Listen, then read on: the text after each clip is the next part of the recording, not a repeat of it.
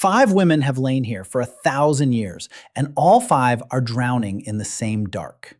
Their chests rise so slowly that one breath stretches as long as 10 of his own. The light beneath them is dying. Iseo does not believe in prophecy.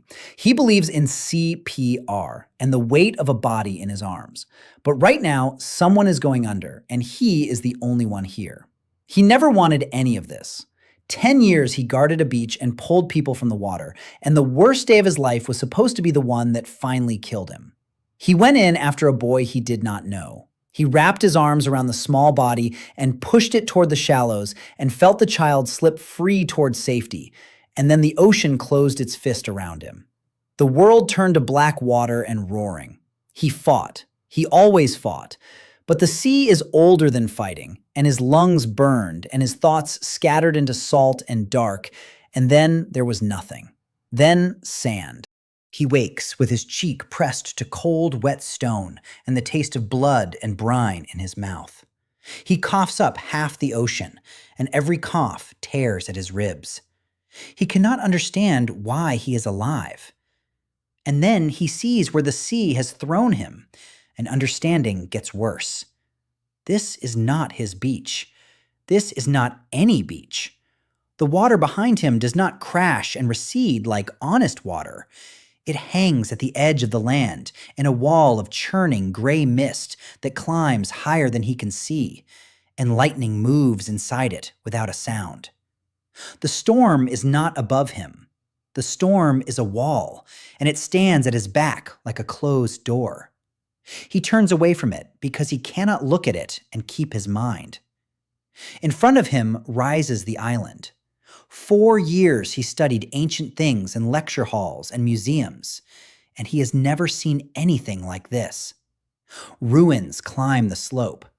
Towers of white stone, veined with something that catches light like buried gold. Stairways wide enough for an army. Archways carved with letters in no language he knows. And all of it is impossibly whole. He dug through enough history to know how the old world rots. Stone crumbles. Color fades. Time eats everything. But here, nothing has been eaten. A garden blooms between the towers, and not one petal has fallen. A fountain stands frozen mid-spray, its water hanging in the air like glass beads that forgot to fall. He touches one droplet, and it is solid and cool, and it does not move. He yanks his hand back. His historian mind says this is impossible, and his spine says run, and his freezing body says move or die on the stone. He moves. He climbs the great stair on legs that barely hold him, and the higher he goes, the stronger the feeling grows that the island is watching him. Not with eyes, with something older than eyes. The air leans toward him. He passes through a broken gate into a courtyard where statues of 5 women stand in a circle, each holding a symbol. A storm cloud, an hourglass, a blooming branch, a rising sun, a shield.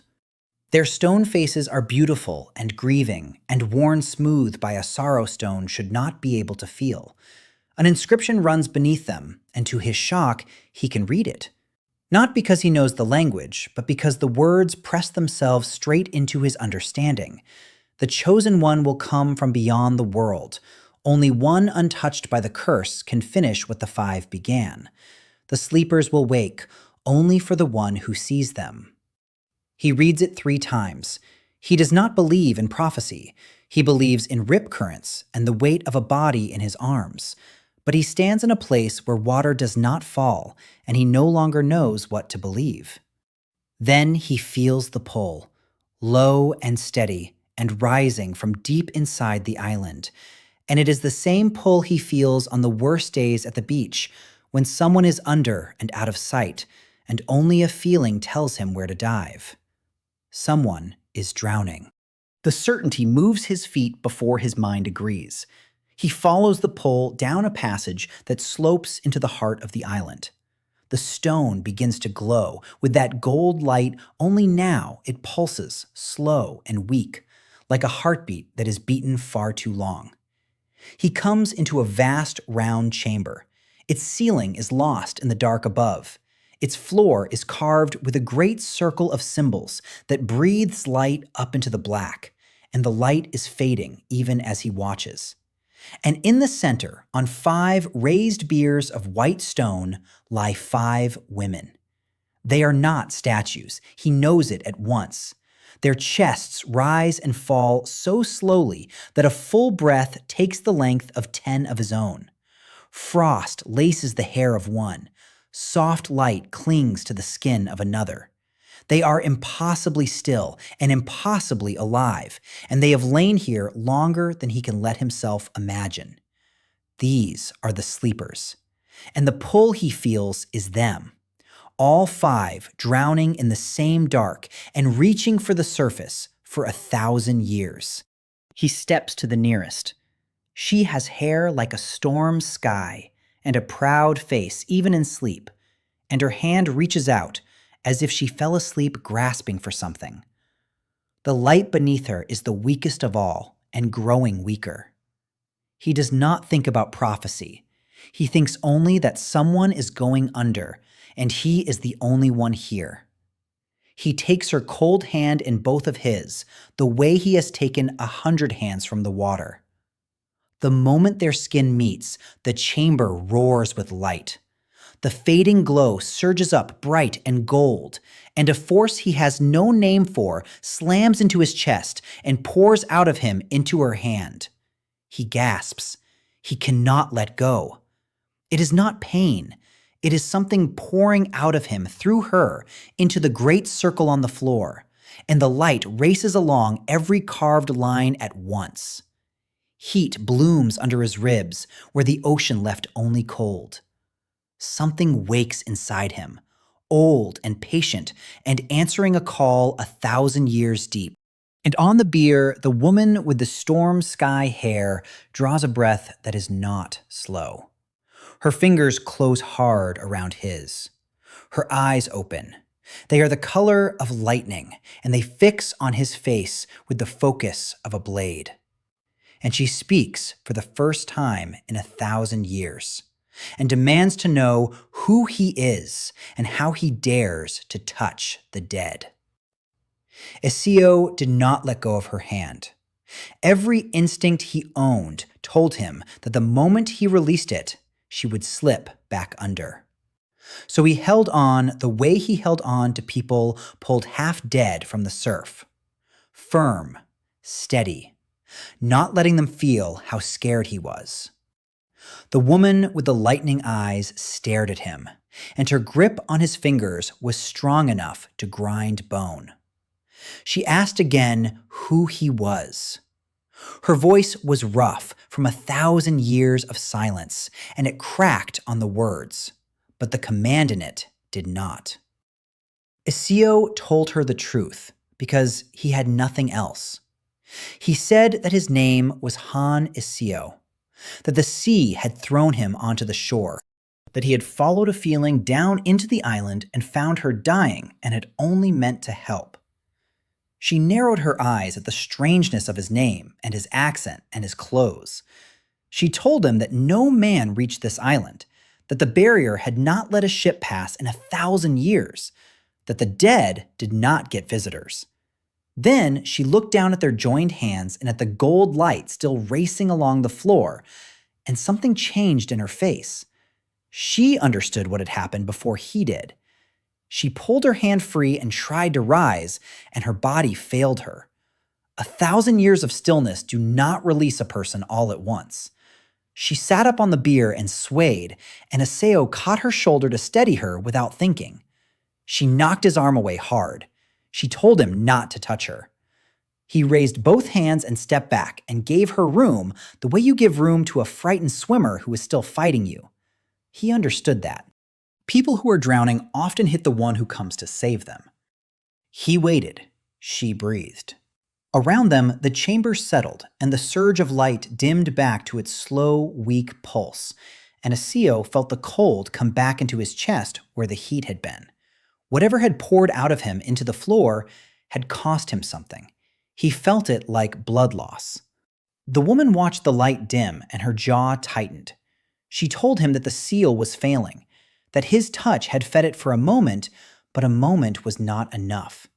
She looked at the other 4 sleepers on their biers, and her eyes moved over each face, and Iseo saw grief move through her like a current. He did not need her to explain. He had read the inscription. 5 women holding up the end of the world in their sleep. She turned back to him and asked the question that mattered. She asked if he was the one the prophecy promised, the chosen one from beyond the world. Iseo did not know how to answer that. He told her honestly that he did not believe in prophecies, that he was not a warrior or a mage, that where he came from, he was just a man who pulled people out of the water. She laughed at that, and there was no warmth in it. She told him that 1,000 years of waiting had ended with a man who pulled people out of water. She said it like a curse. Then she got to her feet through pure will and stood swaying and would not let him help. And Iseo saw then how tall she was and how she carried herself, even half dead, like someone who had commanded armies. She told him her name was Sea, that she was the eldest of the 5, the princess of storm, that she had led the last defense of the island when the catastrophe came, and that she had failed, and that this sleep was what failure had earned her. She said it flat and cold, like a fact about someone else. But Iseo had spent his life reading the faces of people who blamed themselves for the ones they could not save, and he knew that voice. It was the voice of a guilt so old it had become the shape of the person. He did not argue with her. You do not argue a drowning person to shore. You stay calm, and you stay close, and you give them something solid to reach for. So he asked her instead what she needed. The question seemed to catch her off guard. She had braced for worship, or for fear, or for a man who wanted something from her. She had not braced for a stranger asking what she needed. She looked at him for a long moment with those lightning eyes. Then she told him that what she needed was for him to feed the seal before it broke, that his life force could hold it, that every hour it weakened, and that if it failed, everything they had bled for would have been for nothing.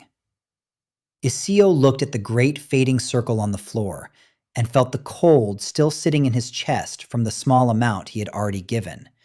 He understood the arithmetic of it without being told.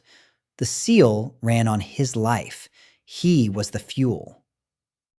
And he understood that C knew this and was telling him to spend himself anyway, because to her, the world was worth more than the stranger who washed up to save it. He did not blame her for that. In her place, carrying her guilt, he might have asked the same. He knelt at the edge of the circle and placed his hand on the nearest carved line. He braced for it. Then he poured himself into it on purpose. The light surged again, and the cold deepened in his chest, and his vision went gray at the edges, and he heard C say his name sharply, as if surprised he had actually done it. He held the contact until his arm shook, and then he pulled back, gasping. The light was brighter now, steadier. It would last longer. He had bought time. He did not know how much of his own time he had spent to buy it. C crouched beside him, though her own body could barely hold her, and she studied his face with a different expression now. Not trust, not yet, but the beginning of something that was not contempt. She told him that the previous one had not hesitated either. The words slipped out of her before she could stop them, and Iseo caught them at once. He asked what she meant by the previous one. Say went still. She had said too much. She rose and turned away, and told him that it did not matter now, that there was no time for old stories, that 4 sisters still slept, and the seal would not hold on his life alone forever, and they had to wake the others. But Iseo did not let it go in his mind, even as he let it go on his lips. Someone had come before him, someone who had not hesitated to feed the seal, and that someone was not here. He looked at the 4 sleeping women and at the dying light, and at the proud, broken princess who would rather call herself a failure than be saved. And the historian in him and the lifeguard in him reached the same quiet conclusion at the same time. Whatever the prophecy promised, it had not ended well for the man who came before. And no one was going to tell him the truth of it unless he earned it. He got to his feet on legs that did not want to hold him, and told C that he would help her wake the others. That he had not come this far to watch 5 people go under. C looked back at him over her shoulder. For just a moment, the cold cracked, and something tired and human showed through. Then it closed again. She told him to follow her, and not to touch anything else without asking. And she led him deeper into the heart of the island, toward the second sleeper. C led him through a corridor where the gold light of the seal faded behind them, and a softer light took its place. Iséo followed and tried not to show how unsteady he was. The cold from feeding the seal sat in his chest like a stone he could not warm. He counted his own steps to stay upright.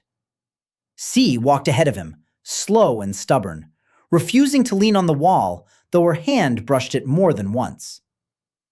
Neither of them spoke of the previous one again. The corridor opened into a smaller chamber. This one was warmer.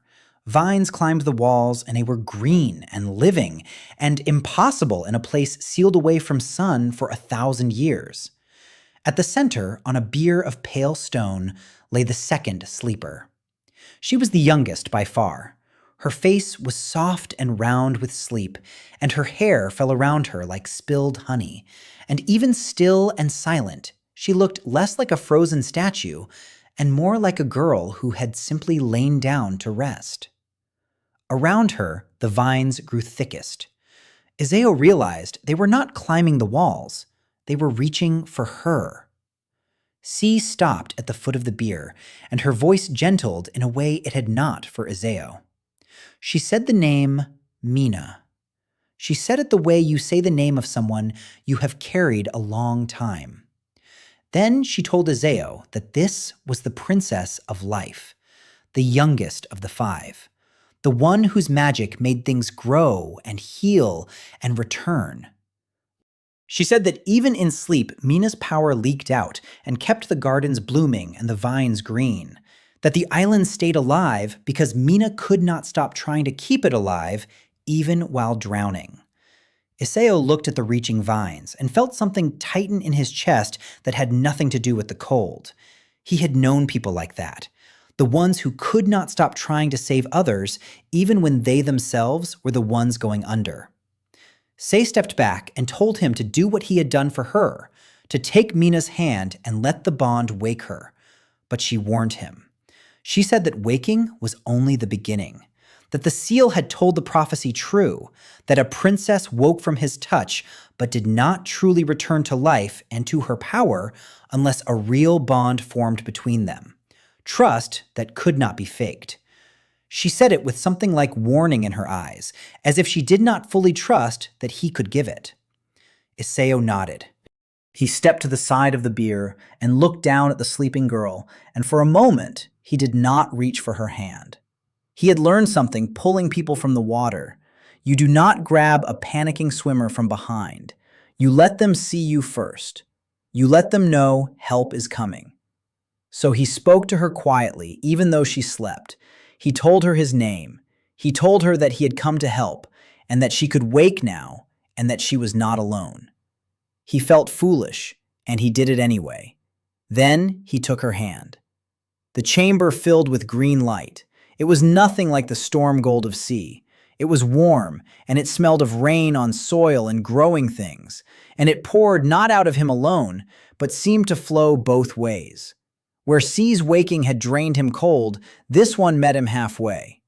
The vines surged and bloomed all at once, and flowers opened across the walls in a rush. And Mina drew a breath And her eyes opened, and they were brown and warm and full of light. And the first thing she did was smile at him. She did not demand who he was. She did not knock his hand away. She looked up at the stranger holding her hand, and her eyes filled with tears, and she asked in a small, hopeful voice if he had really come, if the one from beyond the world had really come at last. Iséo's throat tightened. He told her yes, that he was here. Mina's face crumpled with relief, and she sat up faster than Sia had and swayed, and Iseo steadied her, and this time he was not knocked away.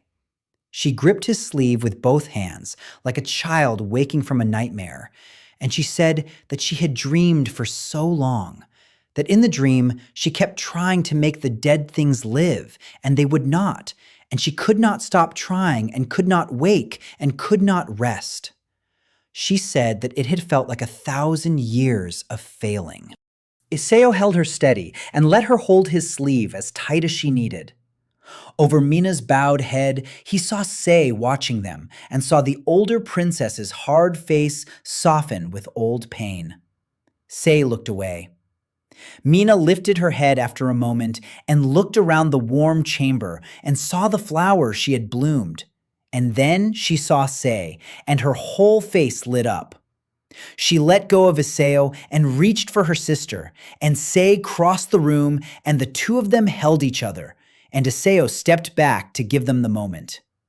He watched the eldest princess hold the youngest, and he understood that whatever these five were, they were a family that had been frozen mid-grief for 1,000 years, and was only now beginning to thaw. Mina pulled back from Sei and wiped her eyes and seemed to truly notice Iseo for the first time as a person and not just a prophecy. She studied his strange clothes and his strange face, and she asked where he came from. Iseo told her he came from a place very far away, a world of cities and machines and oceans without barriers. Mina's eyes went wide. She asked a flood of questions about his world, and Iseo found himself almost smiling for the first time since the storm. She asked about the food and the lights, and whether it was true that in his world, people could speak across great distances. He told her about phones, and she did not believe him, and then decided she did believe him and was delighted. For a few minutes in that chamber of new flowers, the weight of the dying world lifted a little. Then the floor trembled.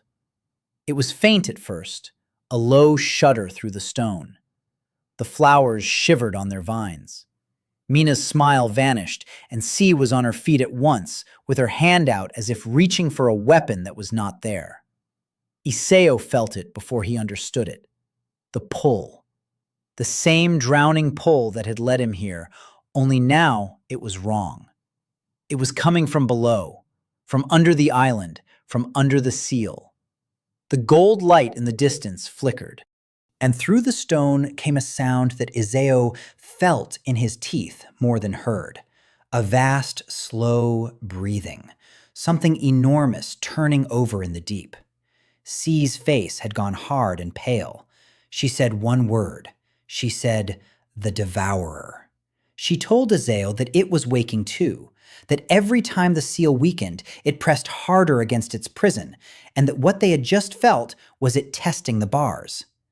Mina had gone very still and small, and Iseo saw the old terror return to her face, the terror of the one who could not save what she loved. He did not let the moment swallow her. He crouched in front of Mina and made her look at him, and told her steadily that she was awake now and not alone, and that they had time, and that they would wake the others. He did not know if it was true. He said it the way he said everything to people in the water. With certainty he did not feel, because certainty was the rope they needed to hold.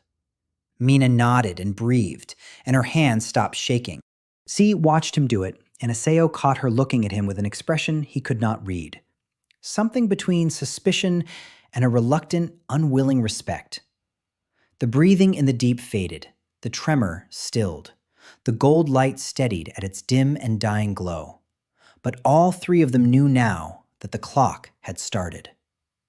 Iseo straightened and looked toward the dark passages that led to the three sleepers still waiting.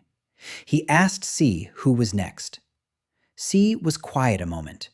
Then she said the next would not be as easy as Mina, that the next slept behind a door that did not open for kindness, that her name was Rena, and that she knew things none of them wanted to hear.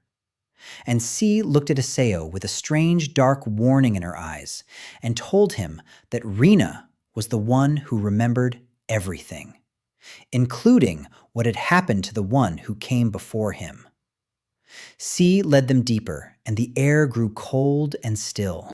Mina walked close to Iseo now, and he was glad of it because she steadied his steps as much as he steadied hers. The corridor narrowed, and the living vines fell away behind them, and the stone here was bare and gray. Iseo felt the change before he saw the door. The pull he carried inside him went quiet here, muffled, as if something in this part of the island did not want to be felt. The door was tall and carved with the symbol of an hourglass, and it had no handle. C stopped before it and told Iseo that Rena had sealed her own chamber from the inside 1,000 years ago. That of all 5 sisters, Rena alone had not simply fallen into the sleep.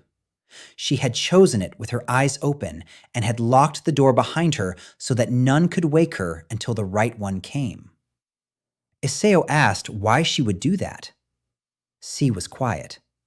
Then she said that Rena saw further than any of them, that she had looked down the threads of what was coming and had seen something she could not bear to carry awake, so she had carried it asleep instead. Iseo stepped to the door and laid his hand against the cold stone.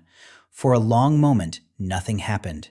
Then the hourglass symbol began to glow faint and slow, and the door shuddered and split down the middle and opened onto darkness. The chamber inside was unlike the others. There were no vines and no light from a bier.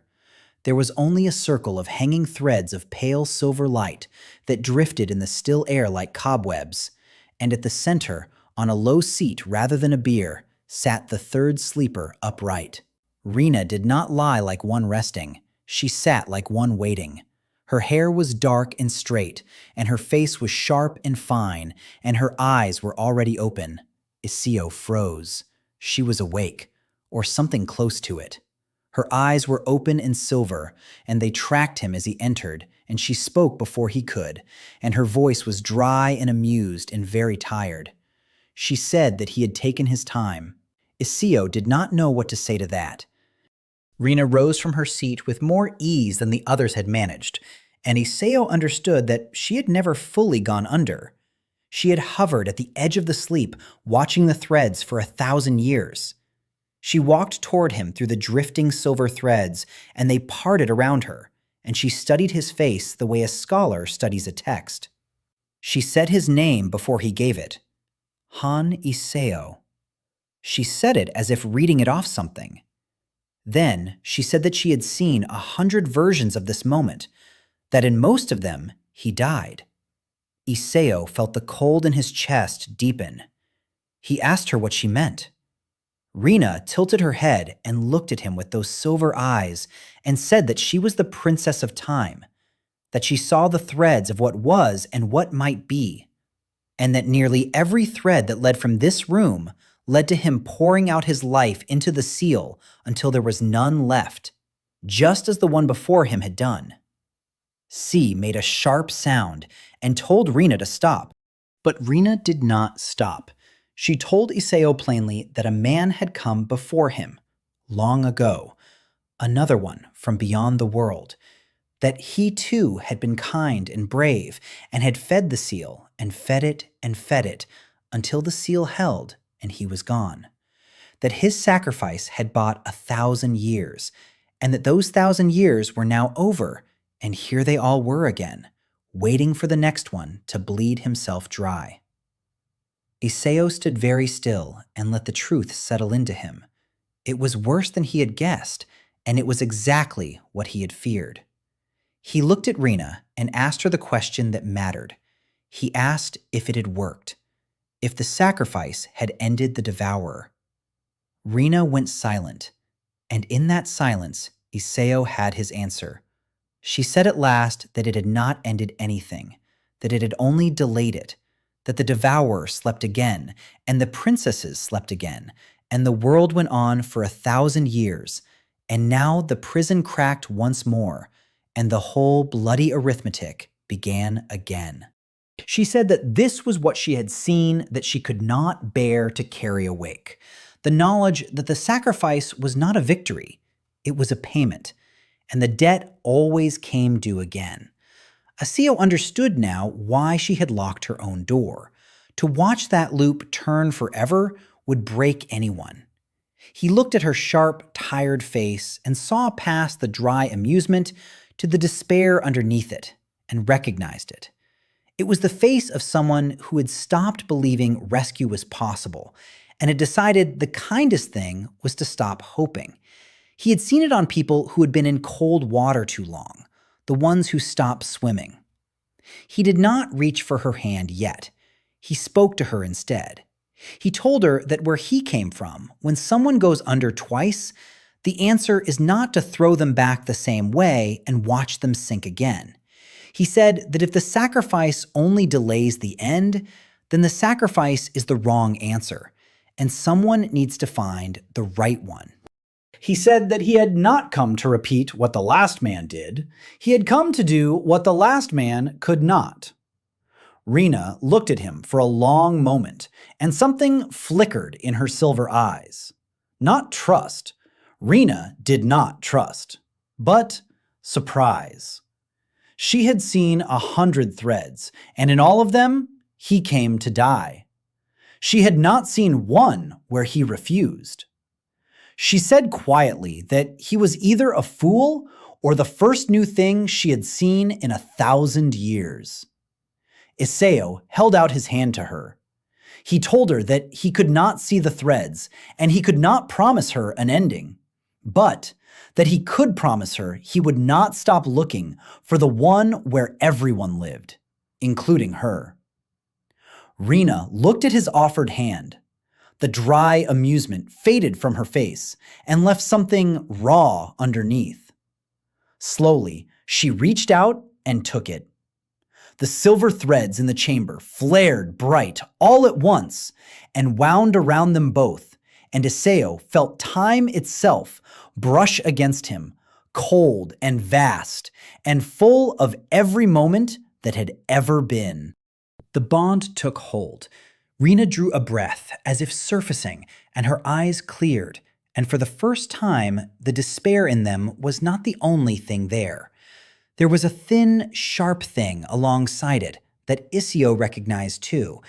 It was the beginning of hope, and Rena clearly hated that she felt it. She pulled her hand back and told him not to make her regret this. Then the floor shook again, harder this time. The silver threads scattered. From far below came the slow, vast breathing and a sound like stone grinding against stone. Rena's face went taut, and she said that her waking had cost the seal too, and that it had felt it, and that they were running out of time faster than even she had foreseen.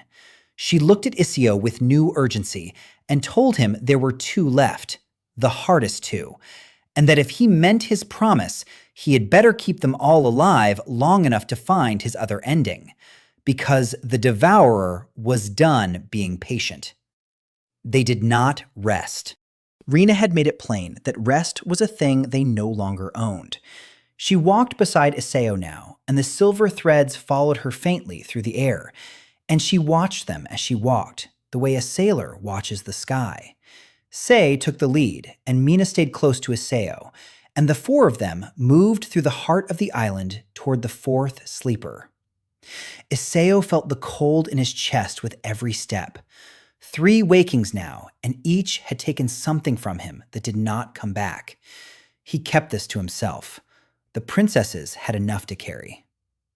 The corridor began to brighten, not with the green of Mina's life or the gold of the seal, but with a clean white light that grew stronger the further they went, until Iseo had to shade his eyes. Rena told him quietly that they were nearing Eua, the princess of light. She said the name with a care that surprised him from someone so dry. The chamber, when they reached it, was the most beautiful Iseo had seen. It was round and high, and every surface was pale stone that held the light and gave it back, so that the whole room glowed without any single source. At the center, on a bier of white, sat the fourth sleeper, and the light gathered thickest around her, as if it loved her. She was beautiful in a way that did not feel quite human, still and perfect and radiant. Her hands were folded over her chest like a figure carved on a tomb, and her face was serene and untouched by the grief that marked the others. Iseo stopped at the edge of the light. Something about her made him hesitate. Say told him softly that Yua had been the priestess of the five, that while the others fought and sealed and bled, Yua had prayed. That for 1,000 years, her light had been the thing that kept the dark from swallowing the island whole. That she had held the longest vigil of them all. Mina added in a small voice that everyone had always loved Yua, that she had been the holy one, the pure one, the one they all looked to. And then Mina frowned as if hearing her own words and said more quietly that maybe that had not been kind to Yua at all. Iseo looked at the serene, radiant face and understood what Mina had stumbled onto. He had met people like this, the ones everyone leaned on, the ones who were never allowed to be tired or weak or afraid because everyone needed them to be strong. People prayed to Yua. People did not ask Yua how she was. He stepped into the light and approached the bier, and the brightness pressed against him like a held breath. He looked down at her perfect, untroubled face, and he did not believe it for a moment. No one held a vigil for 1,000 years and stayed untroubled. The serenity was not peace. It was a mask worn so long it had set. He did not speak to her as a priestess. He spoke to her as a person. He told her quietly that she could put it down now, whatever she had been holding, that she did not have to be the strong one when she woke, that someone was here. Then he took her folded hands in his. The light did not surge. It bloomed, slow and vast and gentle, and it filled the chamber until there were no shadows anywhere, and Iseo felt it move through him, not draining and not flowing both ways like Mina's, but settling, like warmth on cold skin, like being seen. And Yua opened her eyes.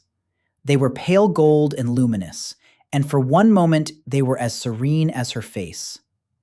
Then they found Iseo's face, and the serenity broke. Her perfect calm cracked all at once, and underneath it was a loneliness so deep and so old that Iseo felt his breath catch. Her eyes filled, and she did not let the tears fall. And she said in a voice trained to gentleness that the prophesied one had come. She said it the way she must have said 1,000 prayers, smooth and practiced and hollow. Iseo did not let her hide in it. He kept hold of her hands and told her again gently that she did not have to perform for him, that he had not come to be prayed to or to pray, that she could just be tired if she was tired. Yua stared at him. The trained gentleness wavered. And then, for the first time in 1,000 years, someone had told the Holy One that she was allowed to be a person and she did not know what to do with it. A single tear escaped and traced down her perfect face, and she did not wipe it away. She whispered that no one had ever said that to her, not in all her life and not in all her sleep.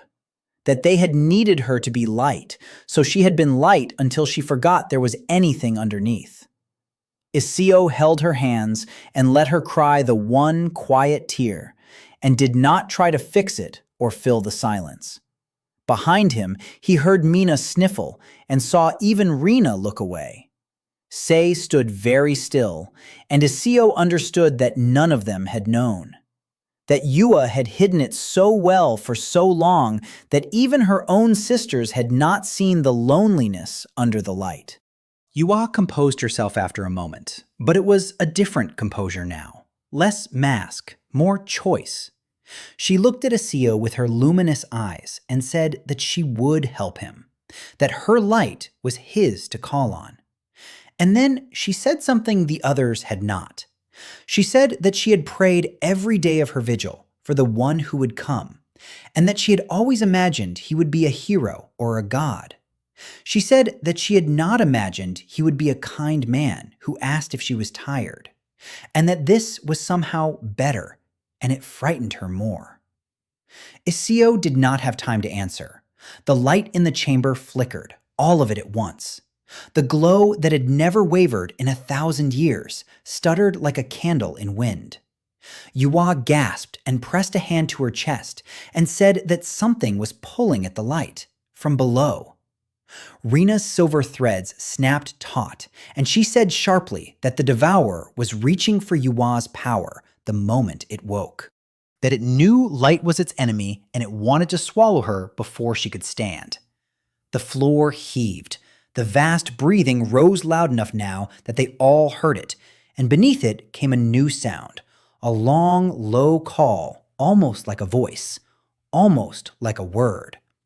Iseo felt it pull at the thing inside him, and he felt the seal in the distance scream and dim. C shouted that they had to move. That 4 of them woke meant 4 cracks in the sleep that held the thing down, and it was using every one. Iseo pulled Yua to her feet, and she leaned on him, and her light steadied as he held her as if his nearness gave her something to anchor to. He looked at the 4 princesses around him. Storm and life and time and light. 4 awake, 4 bonds begun, and 1 beer still waiting in the dark deeper than all the others. He asked where the last one slept. The 4 of them went quiet in a way the others had not. Even Rina hesitated. It was C who finally answered, and her voice was low. She said that the last was Sol, the princess of defense, the one who had held the final barrier to the end. And she said that Sol slept furthest down of all of them, closest to the devourer, closer than any of them had ever dared go, because Sol had asked to be placed there. Iséo asked why. Say looked at him with something like dread and said that Sol had never believed she deserved to be saved, and that of all of them, she was the one who knew what the devourer truly was. The way down to Sol was not a corridor, it was a descent. The stair spiraled into the dark below the seal, and the air grew colder and heavier with every turn, and the gold light of the seal hung above them now like a fading sun they were leaving behind. Say led with her jaw set. Mina held a small light of her own that Yua had kindled in her cupped hands.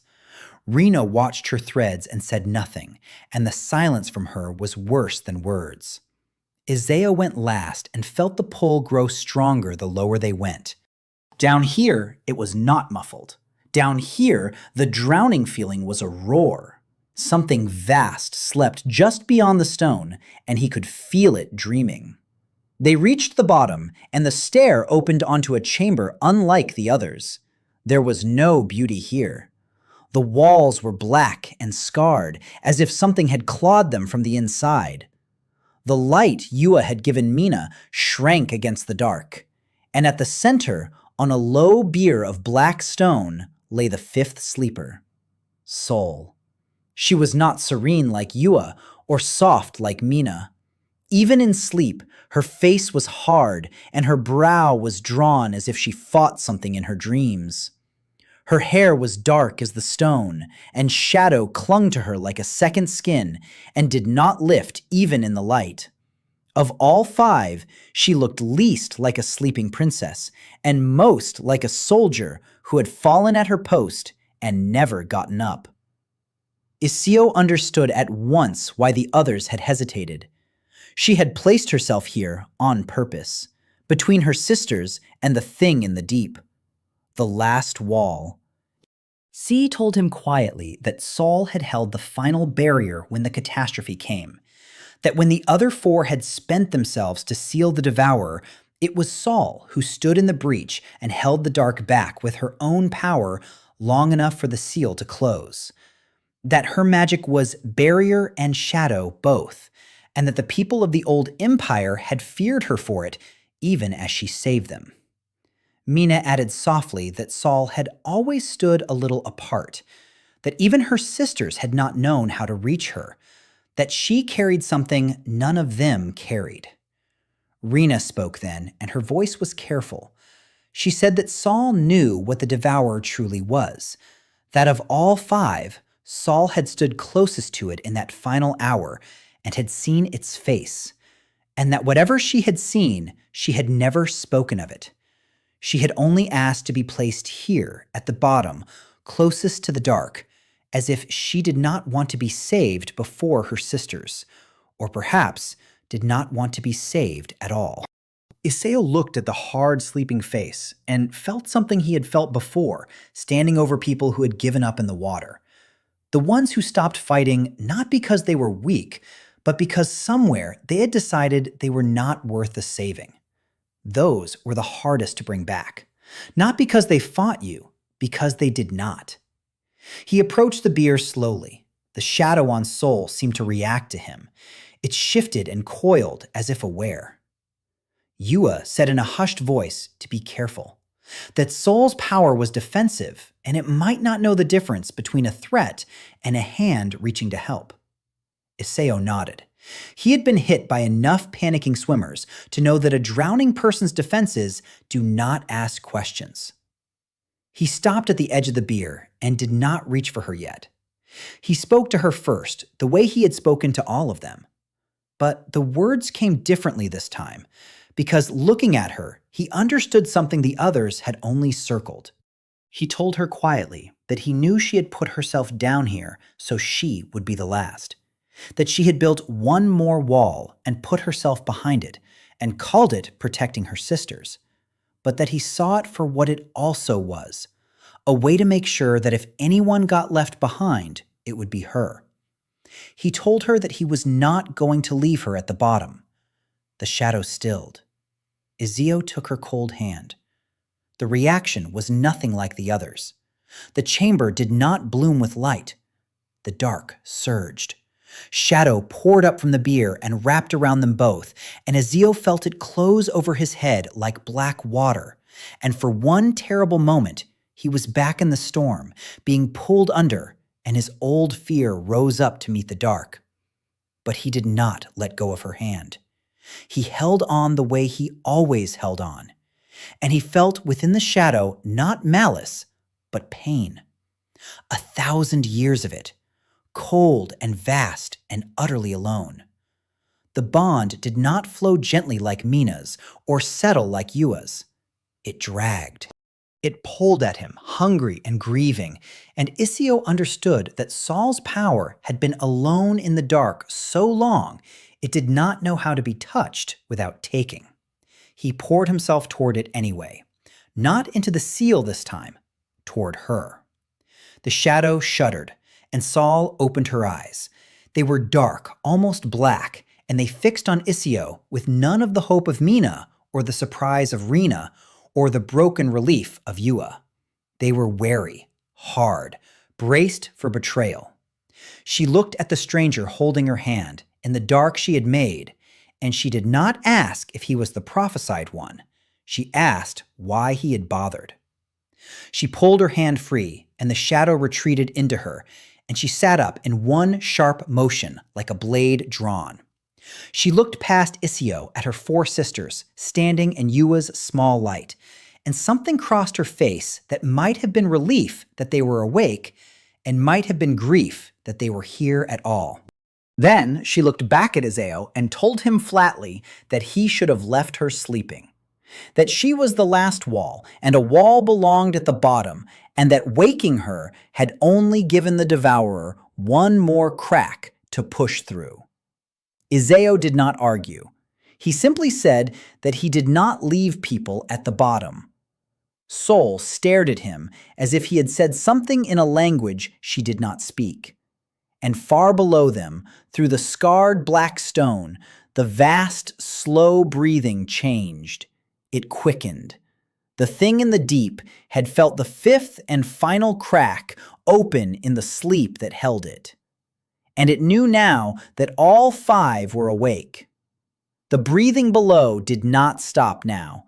It had become the heartbeat of the whole island. Iseo felt it in the soles of his feet as they climbed back up from Soul's chamber, and he saw the others felt it too. Soul came with them, but she came apart. She walked behind the group with her arms wrapped around herself and her shadow trailing her, and she answered nothing and looked at no one. Iseo did not push her. You do not crowd someone who has just been pulled from the bottom. You let them feel the air first. They emerged back into the great chamber of the seal, and Iseo's chest tightened at the sight of it. The gold light was weaker than when he had first seen it. The carved circle on the floor pulsed slow and dim, and in places the light guttered out entirely along the lines, as if the seal were a fire burning down to coals. 5 wakings had cost it dearly.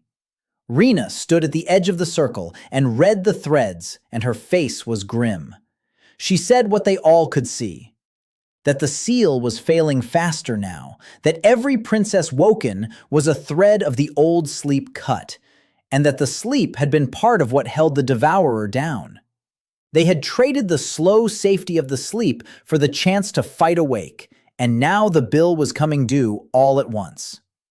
C asked the question Iseo had been dreading. She asked, "How long?" Rena was quiet a moment, watching her silver threads drift and dim. Then she said, "Days, maybe less. That the seal would hold a while longer on Iseo's life force if he kept feeding it, but that feeding it would burn him down just as it had burned down the one before." She looked at Iseo when she said it and did not soften it.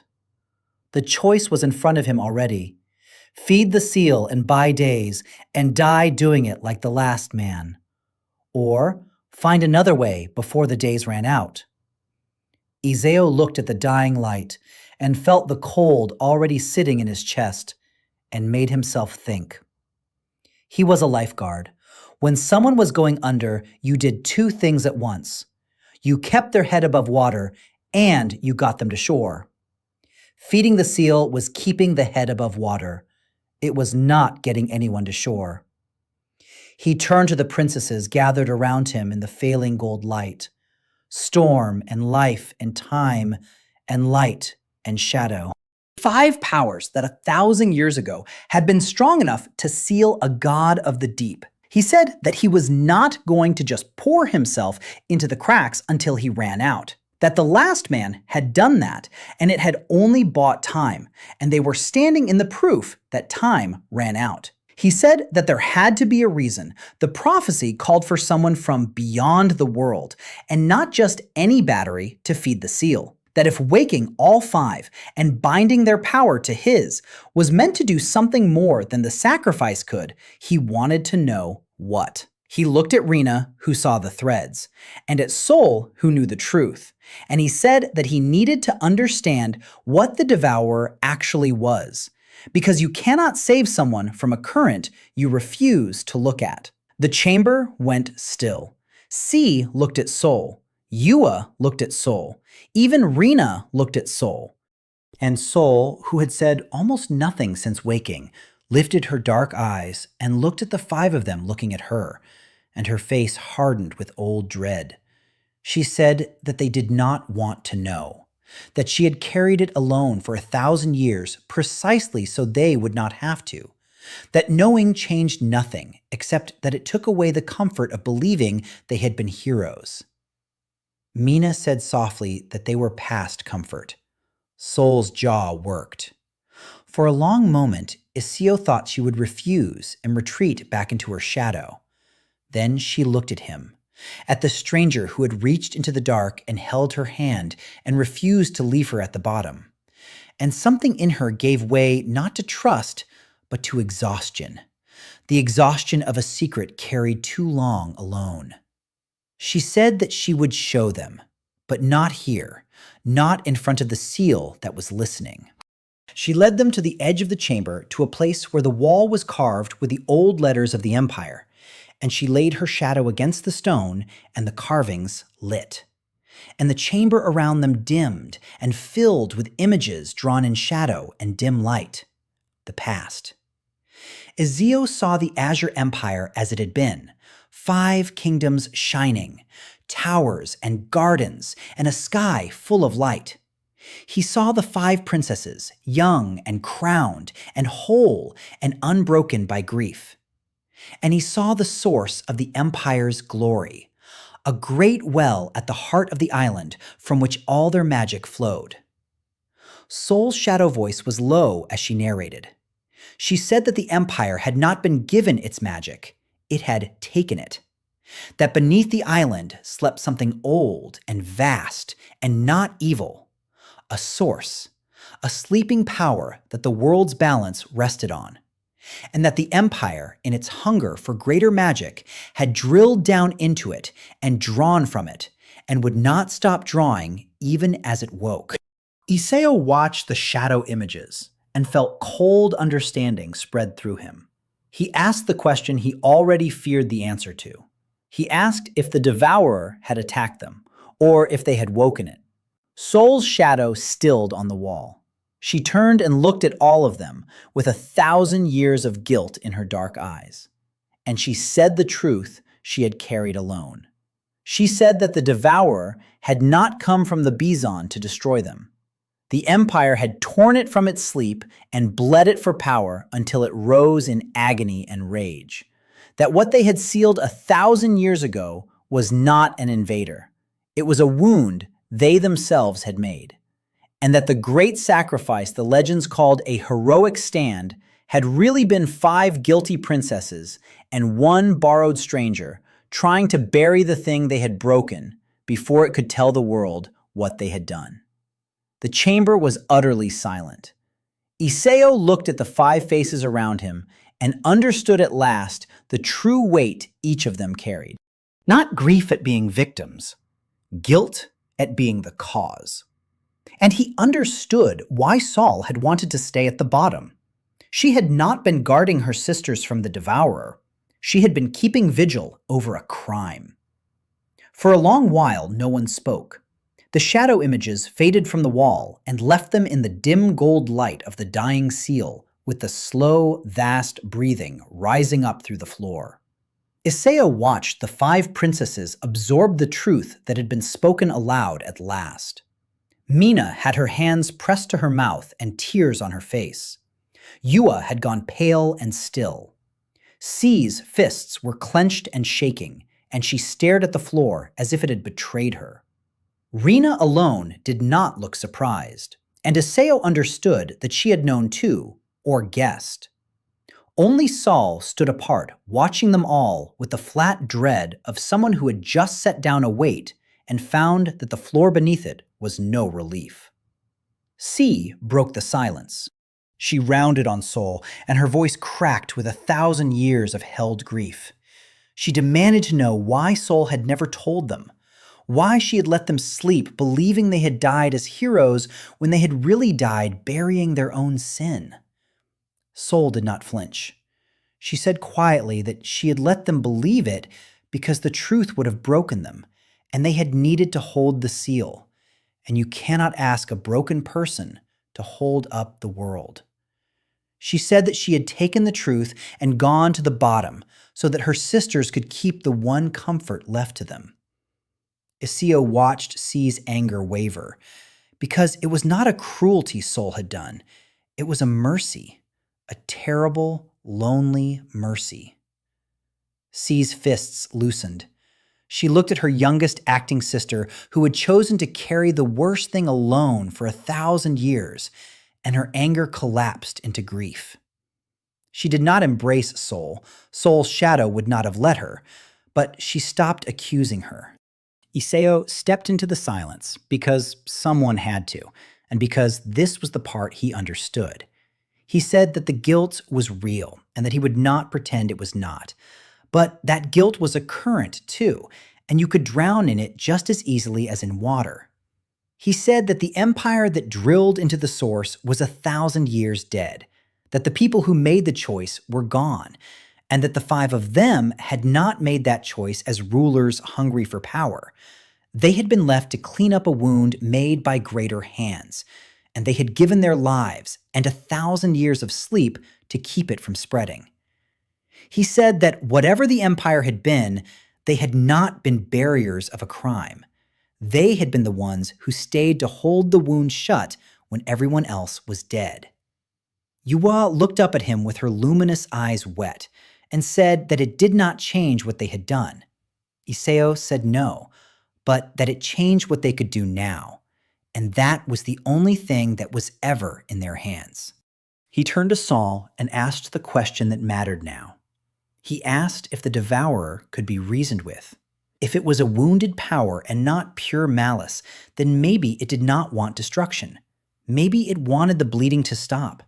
Maybe it wanted what was taken from it returned. Saul was quiet. Then she said that she did not know. That when she had stood before it in the final hour, it had been past words, mad with pain and rage. That it had wanted only to consume the magic that had been ripped from it and everything that held that magic, which meant them. But she said slowly that it had not always been a monster. That before the empire bled it, it had simply slept and kept the balance. And that perhaps, if the wound were healed rather than merely sealed, the thing beneath might sleep again rather than die. Rena spoke then, and her silver thread stirred. She said that this was the thread she had never been able to find. In all her seeing, she had only ever found two endings. The seal holds and the chosen dies, and it buys 1,000 years. Or the seal breaks and everything is devoured.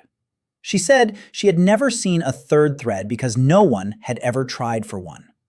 The previous chosen had not asked what the devourer was. He had only fed the seal and died believing he was a hero stopping a demon. She looked at Iseo with something that was almost wonder.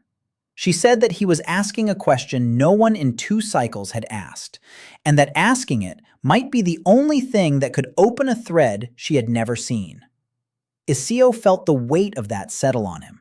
A path no one had walked, no map, no promise it existed at all, just the refusal to accept the 2 endings he had been handed. It was familiar. Every rescue was a path no one had walked. Every time the water was different, and there was no promise the person came back. You went in anyway because the alternative was to stand on the shore and watch. He said that they would find the third thread, that they would not just hold the wound shut and they would not let it tear open. They would find a way to heal it. And that to do that, he needed all 5 of them, not as batteries for the seal, but as what they were, the princesses of storm and life and time and light and defense, the only people alive who understood the wound because they had made it and held it. The 5 of them looked at each other in the failing light. Something passed between them that had not been there before. Not the old grief of shared guilt, something newer and harder. Purpose. Then the floor heaved violently, and the gold light of the seal screamed, and a great crack split across the carved circle with a sound like the world breaking. Black mist hissed up through the crack.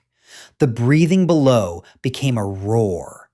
Soul's shadow snapped up around them all on instinct as the chamber shook, and she shouted that the seal was beginning to fail, and that talk was over. The devourer was coming through. The crack in the seal widened, and black mist poured up into the chamber, and where it touched, the air went cold and wrong. Iseo felt the drowning pull spike to a scream inside him. Something was forcing its way up through the broken seal, and it was not the whole devourer yet, but a piece of it. A claw of the wound reaching for the surface. The mist gathered and thickened and took shape, and a thing climbed out of the crack. It was made of shadow and broken light, and it had too many limbs and a shape the eye refused to hold. And at its center burned a core of raw magic, the sick gold color of the source itself. Iseo understood in a flash what Soul had meant. This thing was made of the very magic the Empire had ripped from the deep. It was the stolen power given pain and form. Sea moved first. 1,000 years of sleep fell off her in an instant, and she was the warrior she had been. She thrust out her hand, and storm answered. Wind howled through the chamber, and lightning cracked from her palm and struck the shadow thing, and it shrieked and recoiled. Iseo watched her and saw her power was real and vast, but he also saw it flicker and strain. She was not yet fully restored. None of them were. The bonds were begun, but not complete. Sea shouted for the others. Mina threw out her hands, and green light wrapped around Sea's wounds where the cold mist had bitten her. And Iseo saw the two powers move together, storm and life, sustaining each other. Yua raised her hands, and white light flooded the chamber, and the shadow thing screamed louder because light was the thing it feared, and it shrank back toward the crack. Rina's silver thread spun out, and she called warnings a half-second before each strike, telling them where the thing would lash next, because she could see it coming. And Soul stood in front of Iseo with her shadow raised in a great curved barrier, taking the blows the others could not block. Iseo saw it then. The resonance. 5 powers that did not just stack, but wove together. Storm to strike, and life to heal, and light to wound the dark, and time to guide every blow, and shadow to shield them all. 1,000 years ago, this was what had sealed the wound. He felt it pulling at him too, the bonds running through him, connecting all 5. And he felt his own strange power, the seal of the chosen, rise to meet it and amplify it. And he understood that he was not a battery at all. He was the link, the thing that let 5 separate powers become one. He was the lifeguard who saw who was tonking and where the line had to run to pull everyone in at once. He stopped trying to stay out of the fight. He reached for the bonds, and he poured not into the seal, but into them, into all 5 at once. And the chamber blazed. The princesses felt it. Their powers surged as his strength flowed into them through the bonds, and Sea's lightning doubled, and Yua's light flared white hot, and Mina's healing wrapped them all in green, and Rina saw 3 moves ahead instead of 1, and Soul's barrier became a wall of solid dark. The shadow thing shrieked and thrashed and could not break through. Iseo felt himself pouring out into them and felt the cold rise in his chest. But it was different now. This was not feeding a dead stone seal. This was feeding living people who fought back, and they were winning. Sea drove the thing back to the edge of the crack with a final spear of lightning. Yua's light pinned it, and Soul's shadow wrapped around it and crushed it back down into the broken seal, and the thing dissolved into mist and was gone back into the dark. The chamber went quiet, but for their ragged breathing. The crack in the seal still smoked, but it was not widening for the moment. They had held, barely. Iseo sank to one knee. The cold in his chest was deep now, and his vision swam. Feeding all 5 at once had cost more than feeding the seal ever had. Mina was at his side in an instant, her green light pouring into him, and it eased the cold, but it did not fill it. She looked up at him with frightened eyes and said that his life was draining like the seal's had, that helping them this way was burning him just the same. Rina knelt beside him, and her face was grave. She said that this was the trap, that the resonance worked, that with him as the link, the 5 of them were strong enough to fight the devourer head on, but that being the link drained him exactly as feeding the seal did, that every time he made them stronger, he spent himself, and that fighting the devourer to a standstill over and over would burn him down to nothing just as surely as the slow sacrifice would, just faster and louder. Iseo knelt in the green light, catching his breath, and understood.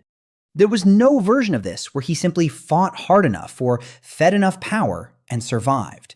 Not by the old rules.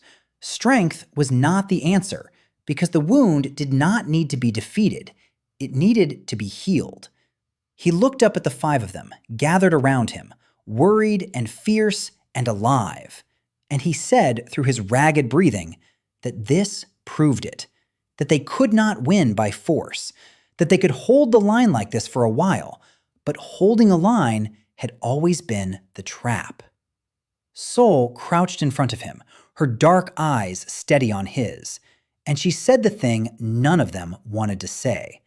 She said that the only way they had ever known to truly stop it was for the chosen to give everything and complete the seal, and that he had just shown them he had the strength to do it. She said it not as a suggestion, but as a fear, as if she were watching him walk toward the same edge the last man had. Iseo met her eyes and told her no, that he had not come to complete the seal, that they were going to heal the wound instead, and that he needed her to tell him the last thing she had not told them. He asked Saul how the Empire had bled the source in the first place, because if there was a way to take the magic out, there might be a way to give it back. Saul did not answer right away. She looked at Iseo kneeling in Mina's fading green light, and Iseo could see her weighing whether to give him the last piece, because the last piece was the most dangerous of all. Finally, she rose and told them all to follow her once more. Not down this time, but up, to a part of the ruins none of them had been since before the catastrophe. They climbed out of the sealed chamber and through the sleeping ruins, and Iseo leaned on Mina more than he wanted to. The cold in his chest would not leave. Yua walked close on his other side, and her light warmed him a little, and he was grateful and did not say so because saying so felt like admitting how fast he was burning. Soul led them to a tower at the island's highest point. Inside it was a great round room, and at its center stood a structure Iseo recognized from the shadow images. The well. The place where the Empire had drilled into the source. It was capped now with a slab of black stone and sealed with the same gold light as the great seal below, only fainter. Soul laid her hand on the cap and said that this was where it began, that the Empire had built an engine here, a device of 5 focal points, one for each kingdom's magic, that reached down into the sleeping source and drew its power up and divided it among the 5 crowns. She said that this was the source of all their magic. Sea's storm and Mina's life and Rena's time and Yua's light and her own shadow. That none of it had ever been truly theirs. It had all been drawn up through this engine from the thing below. Iséo looked at the capped well, and the pieces turned over in his mind. He asked the question slowly. He asked if the engine that drew the magic up could be reversed, if it could be made to send the magic back down. Soul was quiet a long moment. Then she said that this was the thing she had thought about for 1,000 years in the dark at the bottom. That yes, in theory, the engine could run backward. That if the 5 crowns poured their magic down through the focal points instead of drawing it up, they could return to the source what was taken. That this might heal the wound and let the thing below sleep again, no longer in pain and no longer needing to be sealed. Iseo felt the first real spark of hope since the storm threw him here. He asked why no one had done it 1,000 years ago. Soul's face darkened. She said that they had not known, that they had been young and desperate, and the source had already risen in agony and was tearing the world apart, and there had been no time to think of healing. There had only been time to seal. And that by the time she understood it later in the long dark of her vigil, it was too late. The 5 of them were bound to the seal and could not leave it without breaking it. She said that the previous chosen had come, and she had wondered even then if the engine might be the answer. But he had not woken all 5. He had woken only enough to stabilize the seal, and then he had given his life to it and died believing in the sacrifice. And she had never told him about the engine, because by the time she trusted him, there was nothing left of him to act on it. She said the last part very quietly, and Iseo understood that she had watched the previous chosen die, regretting that she had not spoken sooner, and that her silence then was part of why she had gone to the bottom. Iseo looked at her and understood her better now than he had. He told her gently that she was telling him now that this time was different, that all 5 were awake and bound to him, and that meant for the first time the engine could be run with all 5 crowns at once. Rena had been studying the engine with her silver threads, and now she spoke, and her voice held something Iseo had not heard from her before. She said that she could see it, faintly, a new thread, for the first time. She said it was thin and uncertain, and that most of the threads still ended in his death or in the world devoured, but that there was one now that did not. One where the engine ran backward, and the wound closed, and the thing below slept, and all 6 of them walked out of the chamber alive. She looked at Iseo with open wonder, and said that he had done what she had thought impossible. He had made a future that had not existed before. But then her face clouded, and she said there was a cost she could not yet see clearly, that the thread was real but obscured, that running the engine backward would take an enormous amount of power, more than the 5 crowns held even fully restored, and that the missing power had to come from somewhere. Iseo already knew. He felt it in the cold in his chest. He was the link. He was the one who could pour power through the bonds. The engine would run on the crowns and on him. And the question that no thread could yet answer was whether running it would heal the wound and leave him standing, or whether it would take everything he had just like the seal would. Whether the third path saved everyone, including him, or whether it was only a kinder shape of the same old sacrifice. He stood in the tower looking at the capped well and the 5 women who had carried the wound for 1,000 years, and he made his choice out loud. He said that they would restore all 5 crowns to full power first, that they would complete the bonds, that they would give the engine every other source of strength they could find so that as little as possible had to come from him, and that then they would run it backward and heal the wound, and he intended to walk out of that chamber on his own 2 feet. Sol looked at him for a long moment. Then she said quietly that she hoped he could, and that she would do everything in her power to make it so. And Iseo saw in her dark eyes that something had shifted. The princess who had wanted to stay at the bottom now wanted, with everything in her, to find the thread where they all lived, including him. They did not have the luxury of resting, and they all knew it. Rena had said the seal would break in days, and a day was already gone. So they made a plan in the tower above the engine while the cold breathing rose through the floor. Iseo laid it out the way he would lay out a rescue. First, they restore all 5 crowns to full strength so the engine had every drop of magic except his to draw on. To do that, the bonds had to be completed, and the bonds completed only through real trust, which meant the thing standing between them and survival was not the devourer at all. It was 5,000-year-old wounds that none of them had ever let anyone touch. C understood it first and laughed her short, hard laugh. She said that the world would end because 5 princesses could not bear to be honest. Iseo said that he had pulled enough people from the water to know that the ones who fight the rescue hardest are the ones who most need it, and that they did not have to fix everything. They only had to stop drowning long enough to reach the shore. He started with C because C was the anchor, and if she steadied, the others would follow. He found her later on the high wall of the tower, where she stood looking out at the storm barrier that ringed the island. She did not turn when he came. She said that she had been the one who led the defense, that she had given the order to seal rather than to keep fighting, that she had told herself for 1,000 years it was the only choice, and had never once believed it. Iseo stood beside her at the wall. He did not tell her she was wrong to feel it.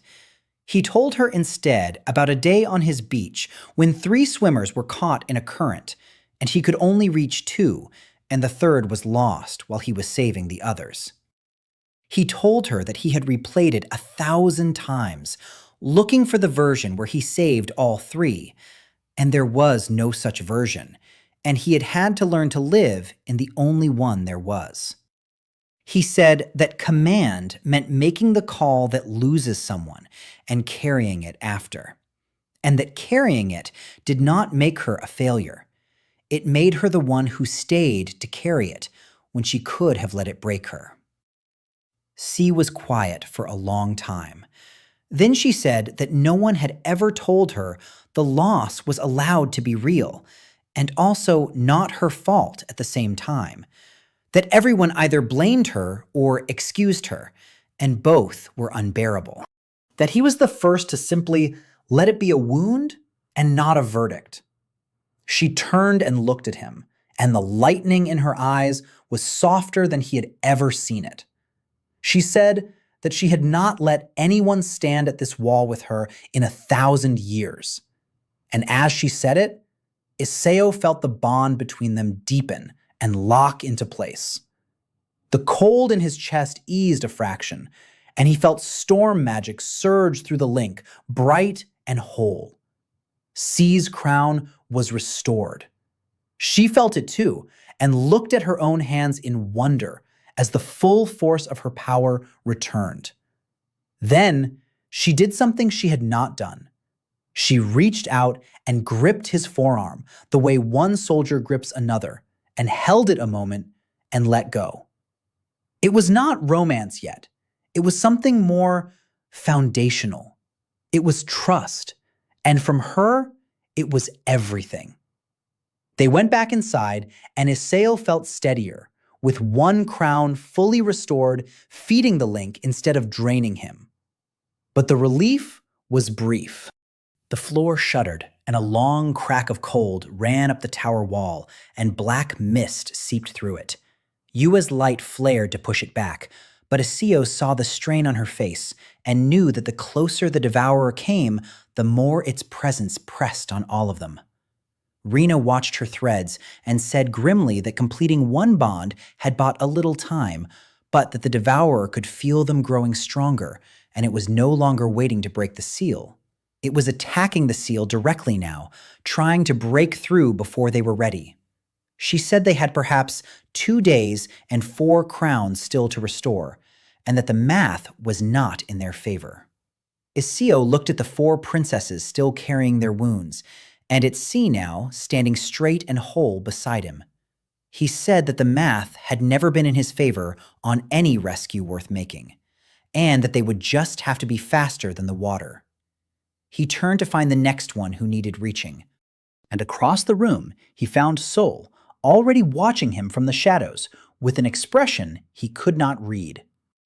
Sol watched him from across the room, and then she stepped back into the dark of the stairwell and was gone before Iseo could cross to her. He let her go. He knew better than to chase someone who retreated.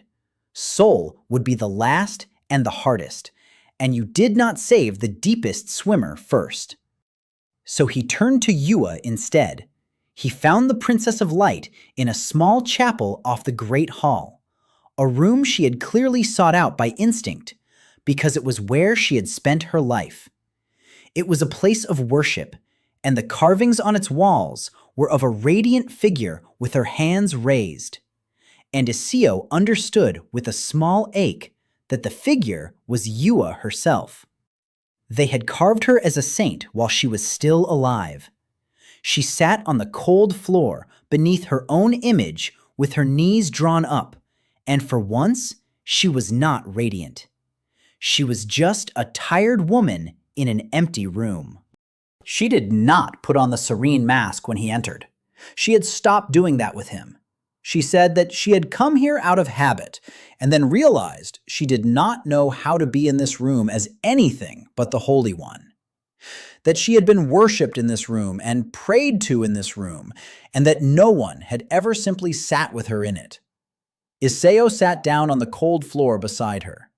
He did not say anything wise. He just sat. After a while, Ewa leaned her head against his shoulder and let out a long breath, as if setting down something she had held up for 1,000 years. She said that this was what she had wanted. Not prayers, not worship, just this. Someone beside her who wanted nothing from her light. Iseo said that her light had kept the island from being swallowed by the dark for 1,000 years, and that it was the most beautiful thing he had ever seen, but that she was not her light. That she was the person under it, and the person under it was allowed to be tired and afraid and to lean on someone else for once. Ewa was quiet. Then she said softly that she was afraid of the engine, that her whole life and death had been about giving her light away to others, and that she did not know how to do anything else, and was terrified that when the moment came, she would give too much. And she said she was afraid she would not stop herself, because giving was the only thing she knew how to be. Iseo turned to her and told her firmly that he would not let her burn herself out, that this time someone was watching her too, that the whole point of what they were doing was that no one had to give everything alone anymore. Not her, not Soul, not him. He said it as much to himself as to her. Ewa lifted her head and looked at him, and her luminous eyes were wet and clear, and for the first time, fully present. She said that she believed him. And in saying it, the bond between them deepened and locked, and the light in the chapel blazed warm and gold, and Ewa's crown was restored to its full ancient power. But it was different now. The light did not pour out of her in helpless sacrifice. It glowed from her steady and chosen and hers. She wiped her eyes and laughed a small, surprised laugh, and said that it felt different to shine when she was not emptying herself to do it. Iseo helped her to her feet, 2 crowns whole now. He felt the difference in the link, less cold, more strength flowing in rather than out. But as they left the chapel, Rena met them in the hall, and her face was tight. She said that she had been watching the threads and that something had changed, that as the bonds deepened and the crowns restored, the surviving thread where they all lived was growing clearer and stronger, but that the devourer could see it too, somehow. That it had stopped throwing fragments at the seal at random and had begun to concentrate its assault on one point: the engine tower. Iseo asked what that meant. Rena said it meant the devourer understood, that it knew they were no longer just trying to seal it, that they were trying to reach the engine and reverse it, and that it would now do everything in its power to break through and destroy the engine before they could use it. She said that the thing below was not mindless. It was a wounded power, and it had been betrayed by this engine once already, and it would not let itself be touched by it again, even to be healed. Iseo felt the weight of that. The devourer did not know they meant to heal it. It only knew the engine as the thing that had bled it. To it, the engine was the instrument of its torture, and they were carrying its victim back toward the rack. Of course it would fight. He said quietly that they would have to find a way to make it understand. That you could not heal someone who is thrashing against you in terror. Rena looked at him strangely and said that no one had ever spoken to the devourer, that it had only ever been fought or sealed. Iseo said then that maybe that was the last piece no one had tried. And far below them, the breathing rose into something that was almost a howl as the wounded thing in the deep turned all its agony toward the tower that had once torn it open. The assault on the tower came that night, if night was even a thing on the timeless island. The breathing below rose to a roar, and the engine tower shook, and great cracks of cold split its walls, and black mist forced through every seam. This was not a single fragment now. It was the devourer pressing its whole vast self against the weak point all at once. Iseo and the 5 princesses stood in the engine room and held. Sea's storm and Yua's light at full power now anchored the defense, and Mina's healing and Rena's foresight and Soul's barrier filled the gaps. Iseo poured himself through the link to bind them together, and the resonance blazed, and they pushed the dark back from the tower wall. But Iseo felt how much it cost. Even with 2 crowns whole, the engine of his own life burned to hold the rest together. They could not do this many more times. As the dark surged hardest, Iseo felt something he had not felt before. Through the link and through the cracks in the seal, he felt the devourer itself. Not its rage this time. Underneath the rage, he felt its pain. A vast, endless agony, like a wound that had been open and bleeding for 1,000 years and never once allowed to close. And he felt its terror. The engine was reaching for it again, and all it knew was that the thing that had torn it open was coming back.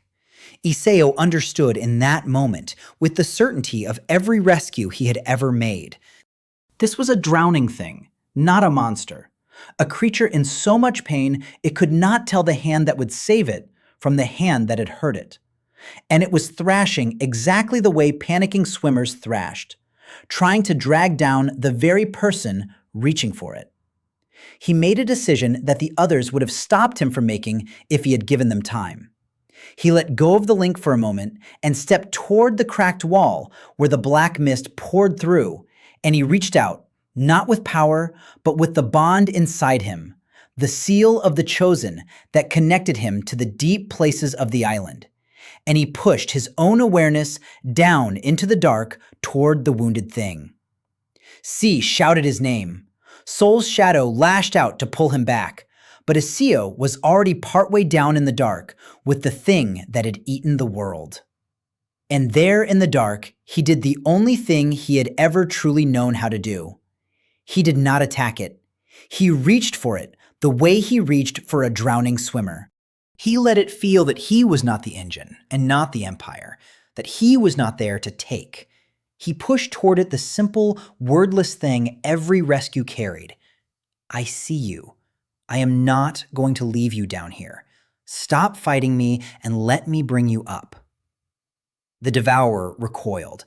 1,000 years of betrayal did not trust a hand in the dark. It struck at him, and the cold of it tore through Iseo, and he felt it trying to consume him the way it had consumed the world. He felt himself starting to go under into that vast agony. And then he felt the bonds. All 5 of them. C and Mina and Rena and Yua and Soul holding the link to him from above, refusing to let him be pulled down. Mina's life force poured down the bond into him, and Yua's light followed, and Soul's shadow wrapped around his awareness like a rope, and C's storm and Rena's threads anchored him, and the 5 of them together held him in the dark and would not let the devourer take him. And the devourer felt them. Through Iseo, it felt the 5 princesses it had hated for 1,000 years. But it did not feel their guilt or their fear this time. It felt them holding on to him, refusing to let go of one drowning soul even at the edge of their own destruction. And for one impossible moment, the wounded thing in the deep went still. As if in 1,000 years of rage and pain, it had never once been shown the thing it was being shown now. that someone would go down into the dark after it. Iseo felt the stillness and seized it. He poured into the devourer not power and not the seal, but understanding. He let it know what Soul had told him, that the empire that bled it was 1,000 years dead, that the ones holding the line now were not its torturers, but the last who stayed to keep its wound from spreading, that he had come to give back what was taken, not to seal it again, to heal it. The devourer trembled in the deep. It did not understand fully. 1,000 years of agony does not lift in a moment. But the howling stopped. The assault on the tower faltered, and Iseo felt the thing below go from thrashing to merely holding still and watching him the way a half-drowned swimmer finally stops fighting and looks at the one who came for them. Then his strength gave out. The cold took his chest completely, and his awareness snapped back up out of the dark, and he collapsed in the engine room into Mina's arms. The black mist withdrew from the tower walls. The breathing below quieted to something slow and uncertain, and almost questioning. Iseo lay on the floor with the 5 princesses around him and could barely speak. But he got the words out. He said that it had heard him, that it was not attacking for now, that it was waiting, and that they had to be fast, because he did not know how long the stillness would hold, or how much of himself he had just spent to buy it. Rena knelt over him, and her face was pale and stunned. She said that the surviving thread had just blazed bright, brighter than ever, that reaching the devourer had opened it wide. But she also said that the cost had nearly killed him, and that he could not reach the thing like that again.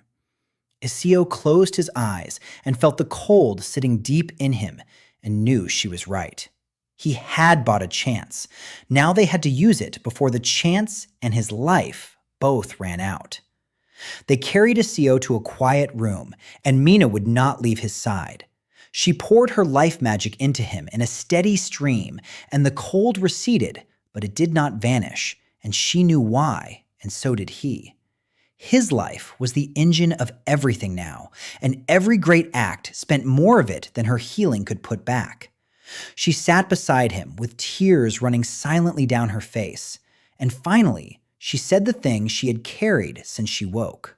She said that she was the princess of life, and that her whole power was to make things live, and that she had not been able to save her kingdom, and now she could not even fully save the one person she most wanted to.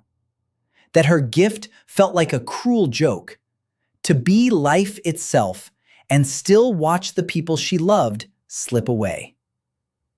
Iseo took her hand. He told her that he was a lifeguard and that no lifeguard saves everyone, and that he had learned the hardest thing in the world, which was that you are not the measure of who you could not save. You are the measure of who you reach for.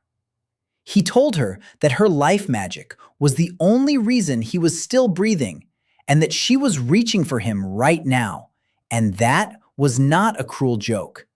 That was the most precious thing there was.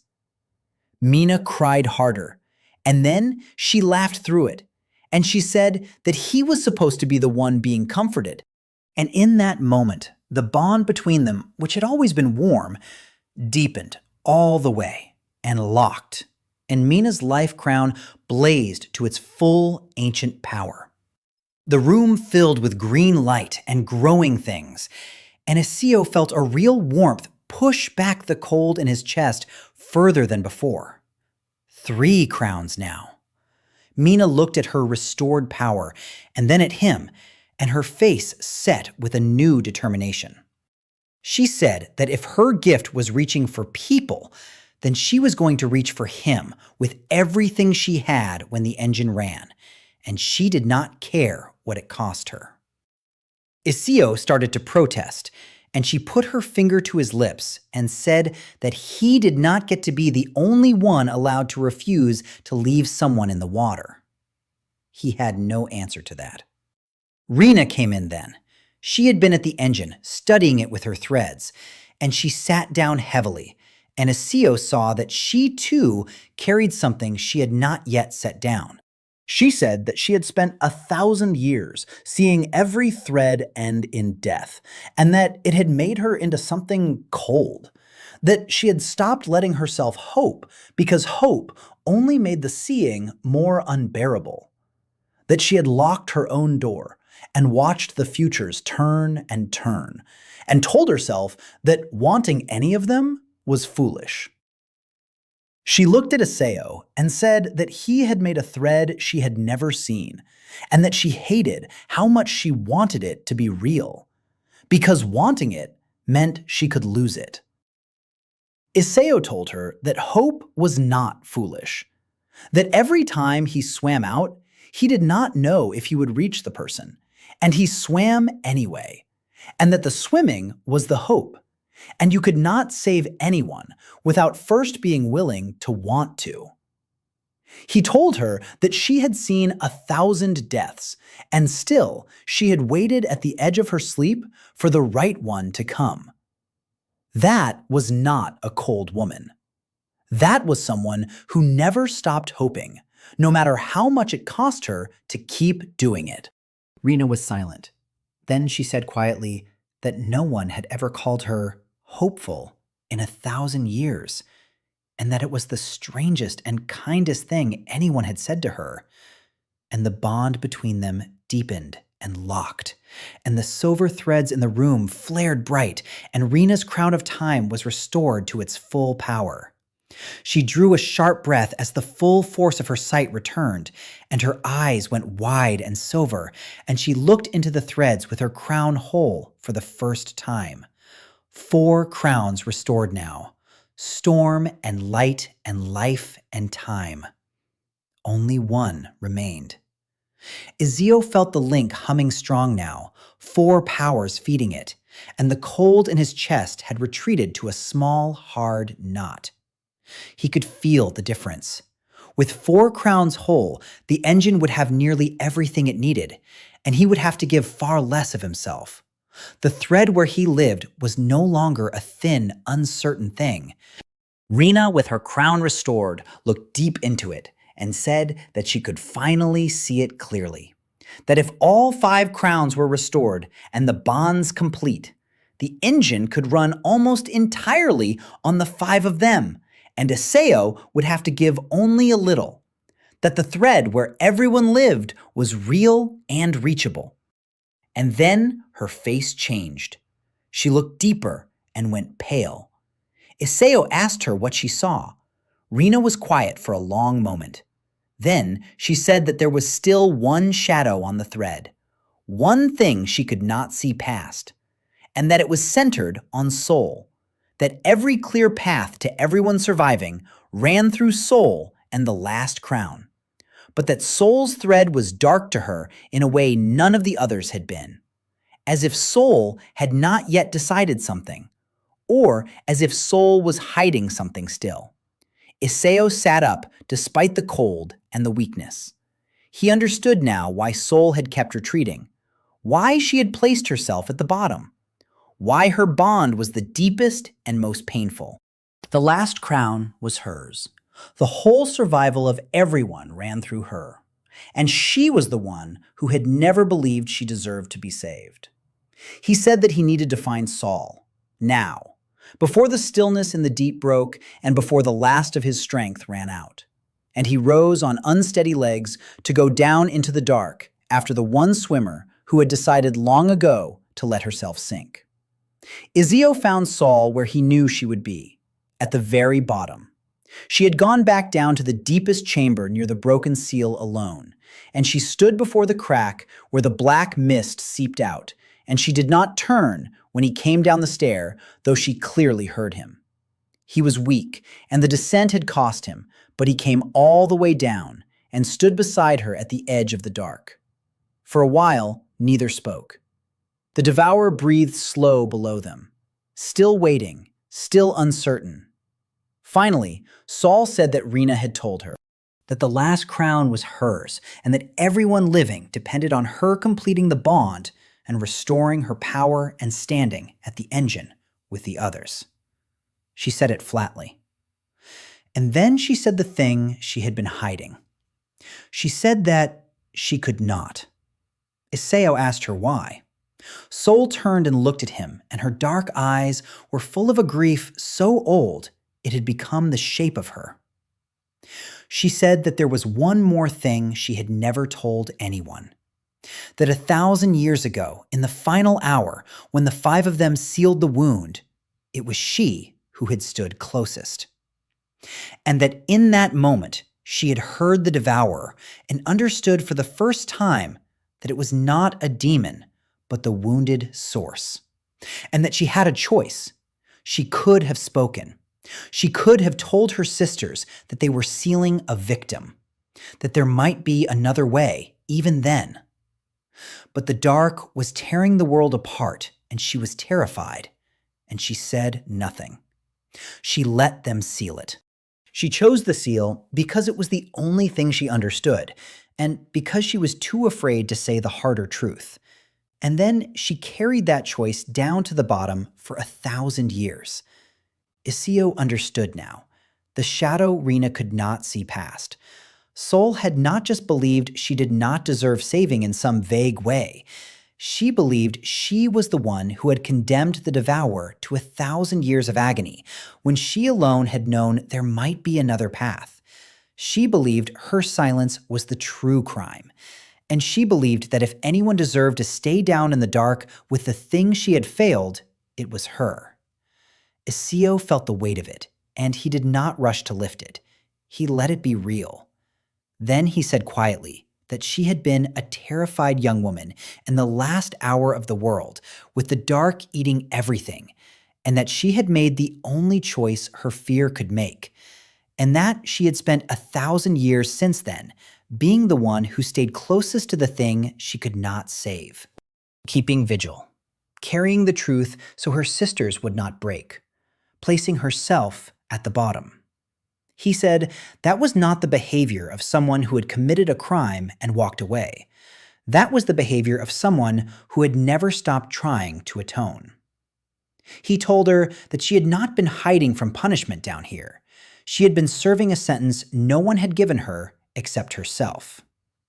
Sol's composure cracked. She said that none of that changed what she had done, that her silence had cost the devourer 1,000 years of pain that it might not have suffered. Iseo said no. It did not change the past, but that right now she had the chance to do the thing her fear had stopped her from doing 1,000 years ago, to speak the harder truth, to choose the other path, to heal the wound instead of sealing it. He said that she was the only one who could because she was the one who had understood it first and carried it longest. That the whole survival of everyone ran through her, not as a punishment, but because she alone had always known the right answer and had been too afraid to say it, and that he was asking her now to stop being afraid, to come up from the bottom and help him do the thing she'd wanted to do all along. Sol stared at him. Tears stood in her dark eyes and did not fall. She said in a broken voice that she did not know how to let herself be forgiven, that she had been the one left behind for so long she did not know how to be anything else. Iseo reached out his hand to her in the dark, the way he had the first time he woke her. He told her that she did not have to know how, that she only had to take his hand and let him bring her up, that he did not leave people at the bottom, that he had never left her at the bottom, and he was not going to start now. Sol looked at his offered hand, the same hand that had reached into her shadow when she woke. And for the first time in 1,000 years, the princess of defense who had built every wall to keep herself behind them lowered the last one. She reached out and took his hand. And the bond between them, which had always dragged and grieved, did not drag this time. It flowed. The shadow rose around them both, but it was not hungry now. It was warm. It wrapped around Iseo gently, like the dark finally being held instead of holding. And Sol's crown, the crown of defense and shadow, blazed to its full ancient power, and the last of the five was restored. Iseo felt it complete the circle. 5 crowns whole, 5 bonds locked. The link inside him hummed with all 5 powers at once, and the cold in his chest pulled back to almost nothing, because now the strength flowed in from all 5 and barely needed his own life at all. He felt, for the first time, that he might truly walk out of this alive. Above them, through the island, he felt the 4 other princesses feel it too. The circle was complete. And in the deep below the devourer stirred at the surge of restored power, and Iseo felt its uncertainty sharpen toward fear again. It felt all 5 crowns awaken at once, the same 5 crowns that had sealed it 1,000 years ago, and it did not yet know whether they had come to bleed it again or to heal it. Sol gripped Iseo's hand hard and looked up from the dark with her crown restored and her face set with 1,000 years of resolve finally given a direction. She said that the engine was ready, that all 5 of them were ready, that it was time to go up to the tower and run it backward and give the wound back what was taken. And then her face went still, and she said the thing that made Iseo's blood run cold. She said that there was one part of running the engine she had not told even Rena, because Rena's threads could not see it. Only Sol knew the engine truly, because only Sol had studied it for 1,000 years. And she said that to run the engine backward, someone had to stand at the center focal point, the heart of the engine, where all 5 crowns and Iseo's link would channel through at once, and that the one who stood there would be the conduit for all of it. She looked at Iseo with her dark eyes full of fear and love and the old, terrible knowledge, and she said that she did not yet know whether the conduit would survive it, and that this was the shadow on the thread that not even time could see. They climbed up out of the deep together, and this time Sol walked at Iseo's side and did not trail behind. Something had changed in her. The wall she had kept between herself and everyone for 1,000 years was not gone, but there was a door in it now, and Iseo walked through it beside her. But she had given him the thing that sat cold in his chest worse than any drain. Someone had to stand at the center of the engine, and she did not know if they would live. They gathered in the tower above the engine, all 5 princesses and Iseo. The crowns were whole now, and Iseo could feel them around him like 5 suns, and the link between them hummed with a strength that no longer ate his life. For the first time since the storm, he felt almost like himself. But the room was heavy because Sol told them all what she had told him, that to reverse the engine, someone must stand at the center focal point and channel everything, and that the conduit might not survive. Say understood at once what it meant, and her face went hard. She said that of course there was one more price, that there was always one more price with this island. She looked at Iseo and said flatly that he was already thinking it should be him. Iseo did not deny it. He said that he was the link, that the engine would channel through the bonds and he was the center of the bonds. That it made sense for him to be the center of the engine too. And that if someone had to risk it, then he was the one who had washed up here for exactly this. Mina said no before he finished, loud and fierce. She said that this was the same thing all over again, the chosen at the center giving everything, the exact trap they had sworn to break. She said that if he stood at the center and died, then they had just found a prettier road to the same grave the last chosen filled. Rena spoke, and her voice was tight. She said that this was the shadow she could not see past, that her threads went dark at the center of the engine because too many powers crossed there at once, and the future became unreadable.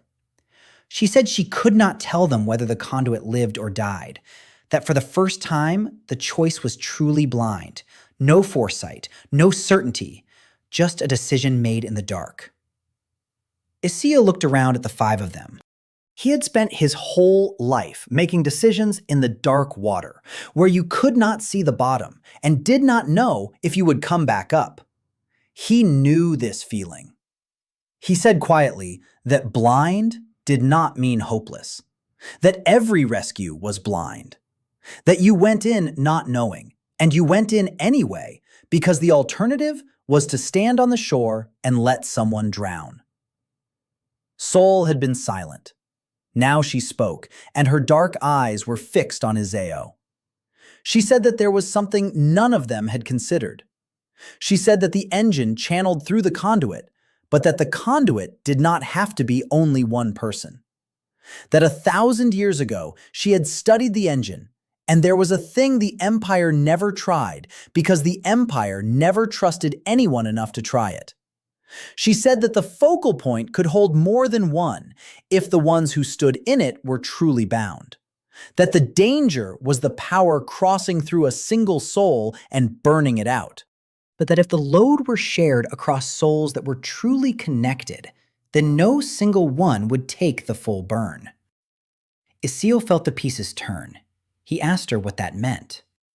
Soul said that it meant if all 6 of them stood at the center together, bound as they now were, sharing the channel, then the power that would burn one soul to nothing would be divided among 6, and no one of them would have to be the sacrifice. Rena's eyes went wide, and she looked into her threads, and Iseo watched the despair on her face turn to something else.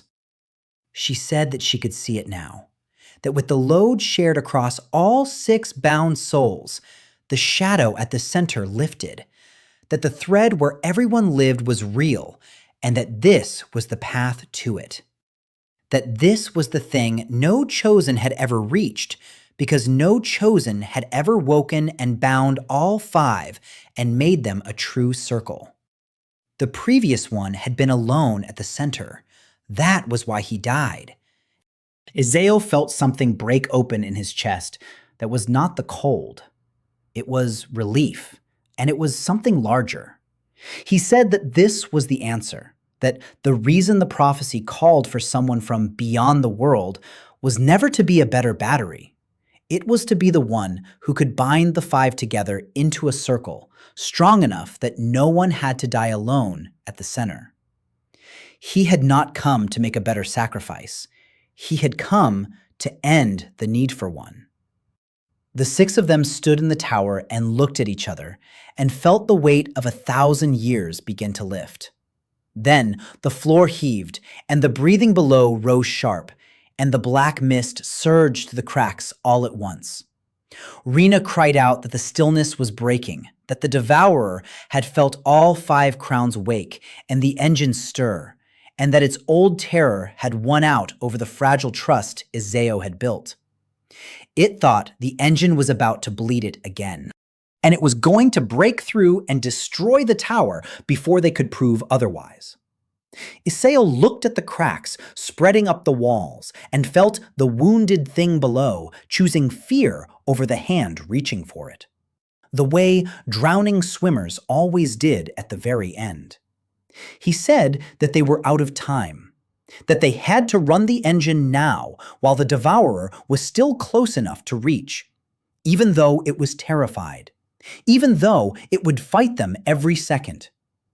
Soul moved to the engine and began to wake it, and the 5 focal points around the central well began to glow with the colors of the 5 crowns. And Iseo took his place, walking toward the center, where the previous chosen had stood alone and died. Only this time he would not stand there alone. The engine woke. The 5 focal points blazed around the central well, each one the color of a crown: storm gray and life green, and time silver, and light gold, and shadow black. And the central well where the cap had been pulled back glowed the sick gold of the source far below. Iseo took his place at the center, and one by one the 5 princesses came to stand with him. Sea on his right, with her storm crown blazing. Eua on his left, wreathed in light. Mina and Rena behind, and Soul last of all, stepping into the circle she had studied for 1,000 years and never dared to enter. The six of them stood together at the heart of the engine, and the bonds between them flared visible in the air like threads of light, connecting each to each and all to Iseo at the center. But the moment the engine drew its first breath, the devourer attacked in full. The whole tower shook, and black mist exploded through every crack, and the dark came pouring into the engine room, reaching for them. The wounded thing had felt the engine wake, and to it there was only one meaning. The torture was beginning again. It threw itself against them with 1,000 years of agony and rage. Sea's storm rose to meet it, and Yua's light flared to push it back, and Sol's shadow wrapped the circle in a barrier, and the six of them held against the assault while the engine slowly came to life around them. But Iseo felt the truth of it. They could not run the engine and fight the devourer at the same time forever. The engine needed time to reverse the flow, and the devourer would not give them time. It would break through before the engine could finish. Rena shouted it over the roar.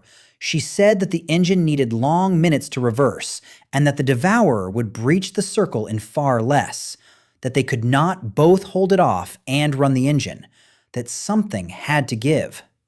Iseo understood then what only he could do. The engine would run on the 5 crowns now. They barely needed him for that. But the devourer would not stop attacking because it did not understand. It thought it was being bled again, and the only one who had ever reached it, the only one who could make it understand, was him. He let go of the link to the engine, and the 5 crowns took up the full load without him, and the engine kept turning. And he turned his own power inward and down toward the dark the way he had before, the way that had nearly killed him. Saul saw what he meant to do and grabbed his arm and said that Rena had told him he could not reach it like that again, that it would burn what little of him was left. Iseo looked at her and at all 5 of them holding the circle, and he said that last time he had reached the devourer alone, and it had nearly taken him. But that he was not alone now, that if they held the bonds to him the way they had before, then he could go down to the wounded thing and they could keep him from being pulled under. And that this time he would not just show it he meant no harm. He would show it what the engine was truly doing. He would let it feel the magic flowing back down instead of up. Sol's eyes filled, and she did not let go of his arm, but she did not stop him either. She said that she would hold the bond herself, that she had stayed at the bottom 1,000 years, and she knew the dark, and she would not let it take him. The 5 of them anchored the bonds to him. Sea Storm and Mina's life and Rena's threads and Yua's light and Sol's shadow, all flowing into him, holding him to the surface. And Iseo pushed his awareness down into the dark one more time, toward the drowning thing that had eaten the world. The devourer struck at him the moment he reached it. 1,000 years of betrayal does not forgive a hand in the dark on the second try any more than the first. The cold tore through him, and it tried to drag him down into its endless agony. But the 5 bonds held him fast and pulled against the dark, and Iseo did not fight the devourer and did not pour power into it. He simply held on and waited for the engine above to take its first reversed breath. And then it did. Above them, the engine finished turning and the flow reversed, and for the first time in 1,000 years, magic began to pour down through the 5 focal points into the central well and down into the source, into the wound. And the devourer felt it. Iseo felt it feel it. The thing braced for the agony of being bled, and instead, it felt the opposite. It felt the stolen magic returning, pouring back into the wound that had bled empty for 1,000 years. It felt the thing it had screamed for across 10 centuries finally being given back. And the wounded creature in the deep went utterly still in shock, as if it could not believe what it was feeling. As if after 1,000 years of being torn open, it had finally felt a hand close the wound instead of widen it. Iseo held on in the dark and let it feel everything. That this was not the Empire. That these were the five who had stayed. That the hand reaching for it had come not to take, but to give back what was stolen. And he felt the devourer's rage begin to falter. Not gone, not healed, not in a moment, but faltering. The assault on the tower weakened, the black mist slowed, and the engine kept pouring the stolen magic back down into the deep. Iseo felt his own strength going. Reaching the devourer cost him, even with the bonds holding him, and he could feel the cold reaching deep now towards something it had not touched before. But the engine was running, the wound was closing, and the drowning thing in the dark had stopped fighting the hand that reached for it. He held on with everything he had left and prayed it would be enough before the cold reached his center. The engine poured and the wound drank. Iseo held himself down in the dark beside the devourer and felt the 1,000-year agony slowly begin to ease as the stolen magic flowed back into it. But healing a wound that old was not quick, and the devourer was not a simple thing. As the magic returned, it began to change. It had been a creature of pure pain for so long that even the relief confused it. Iseo felt it thrash, not with rage now, but with something like grief, as if a being that had known only agony did not know what to do as the agony lifted, as if it had forgotten it had ever been anything but pain. And Iseo understood that returning the magic was not enough on its own. The devourer had to be reached, spoken to, shown that there was something on the other side of the pain worth surfacing for. The way the worst rescues were never just about pulling the body out, but about giving the person a reason to keep breathing once you did. So he stayed with it. While the engine ran above and his own strength bled away, he stayed down in the dark with the wounded source, and he did the thing he had always done. He kept it company in the dark. He let it feel that it was not alone. He showed it the island as it had been before the Empire bled it, the thing it had been, a sleeping power that kept the balance of the world. Not a monster, not a devourer, a keeper. He showed it what soul had carried for 1,000 years, the truth that it had been wronged, and that the ones who wronged it were long dead, and that the ones here now grieved for what had been done to it. And slowly, the thrashing in the dark calmed. The devourer felt the magic filling the wound, and felt the hand that stayed beside it, and felt for the first time in 1,000 years that the world did not only want it gone. And it began to remember what it had been before the pain. Above in the engine room, the 5 princesses held the circle and ran the engine, and Sol watched the central well with her 1,000 years of knowledge. And she saw the flow steady and the wound below begin truly to close. But she also felt through the bond what was happening to Iseo. She felt him bleeding away down in the dark, and she gripped the bond tighter and poured her shadow down to him. And the others felt it too, and all 5 of them poured everything they had down the bonds to keep him anchored and alive. Mina's life poured into him hardest of all, and Iseo felt it like a warm rope in the cold, and he held to it. But the cold kept reaching. Reaching the devourer was a deeper kind of giving than feeding the seal had ever been, because he was not giving power, he was giving himself. His attention, his warmth, his very presence down into a dark that had swallowed everything for 1,000 years. And there is only so much of a person to give. He felt himself thinning. He felt the edges of who he was starting to blur into the dark. And he understood with a calm that frightened him that he might not be able to come back up, that he had found the path where everyone lived, and that the one shadow on it might still be him. Then he felt something he did not expect. Through the bonds, not power this time, the 5 of them, Se and Mina and Rina and Eua and Sol. He felt who they were. See's fierce, stubborn love that would not let anyone be lost on her watch again. Mina's bottomless, reaching warmth. Rina's hope that she had buried for 1,000 years and that he had dug back up. Eua's light, given freely now and not in sacrifice. And Sol.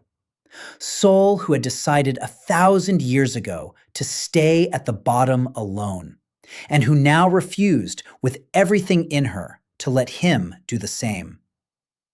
He felt her pour down the bond, not just her power, but the thing she had never given anyone. Her trust, her refusal to be left behind, and her refusal to leave him behind. And Iseo realized that the bonds did not only let him pour himself out, they let the 5 of them pour themselves into him. That the circle ran both ways. That he was not giving alone in the dark. He was being held. And being held, he had more to give than he had alone. The thinning stopped. The blurring at his edges pulled back. The 5 of them filled the cold place in his chest, not with magic, but with themselves, and Iseo felt his center hold. He was not going to dissolve into the dark. Because 5 people who had every reason to stop reaching for anyone were reaching for him with everything they had. He turned back to the devourer with the strength they gave him, and he showed it the last thing. He showed it the 6 of them. The circle. He let the wounded source feel that the thing which had been done to it alone 1,000 years ago was being undone by people who refused to let anyone be alone. And the devourer, the wound, the source, whatever it truly was, felt the magic fill it, and felt the hand that stayed, and felt the circle that would not abandon even it. And the agony of 1,000 years finally began to release its grip. The release came slowly, and then all at once. Iseo felt the devourer's 1,000-year agony loosen and lift, and the dark around him in the deep stopped being a hungry thing and became simply dark, quiet, peaceful. The magic had filled the wound. The source was whole again. And the creature of pain that the Empire's greed had made was unmaking itself, not dying, returning to what it had been before, a vast, sleeping power at the heart of the world that kept the balance and asked nothing and devoured nothing. Iseo felt it begin to settle back into the deep, the way a storm settles after it has spent itself. But before it sank fully into sleep, he felt it do something it had not done in 1,000 years. He felt it reach back. Not to attack, not to take. The wounded thing that he had refused to leave in the dark reached back toward the hand that had reached for it. And Iseo felt it offer him something. Gratitude was too small a word.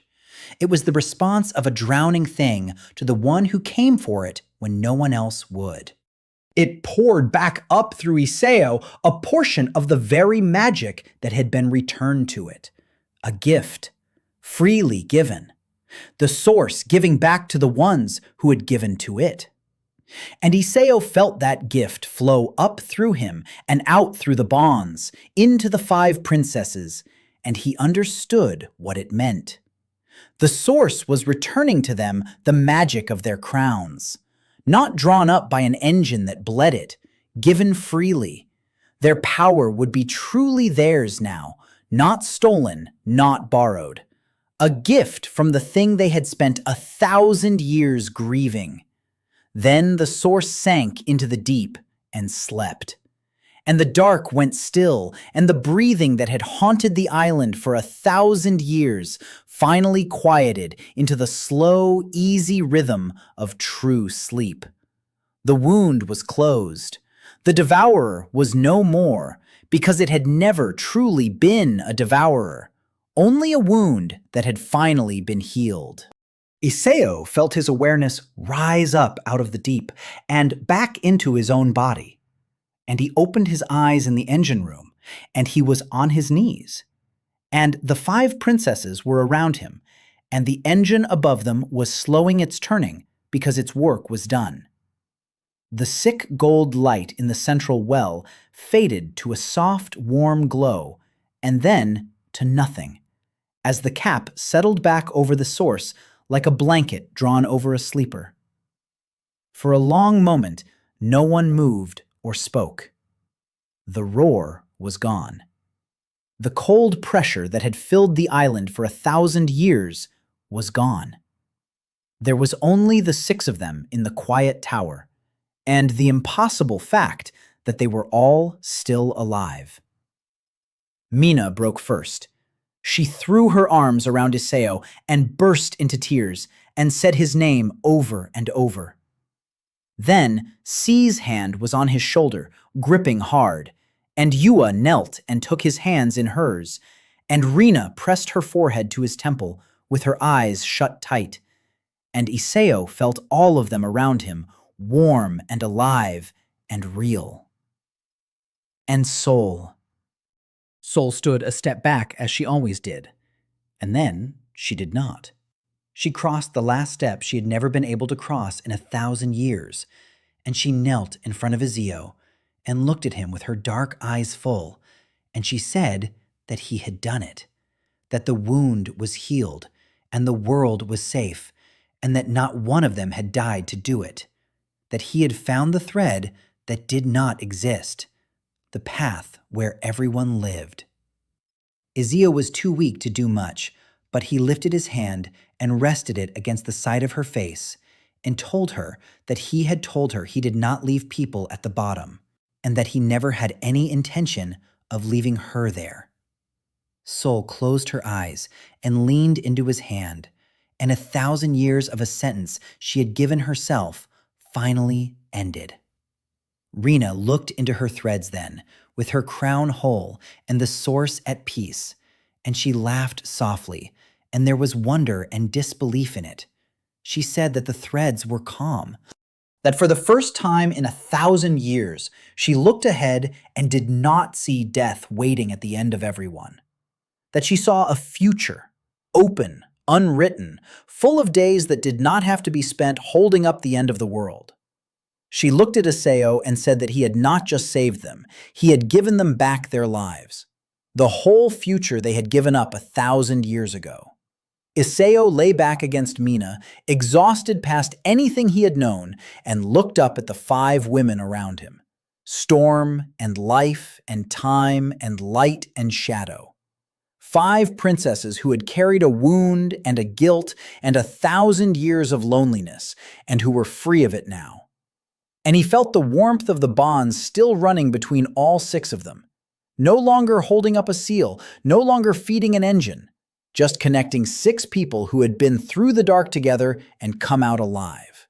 He closed his eyes and let himself rest for the first time since the storm had thrown him onto this shore.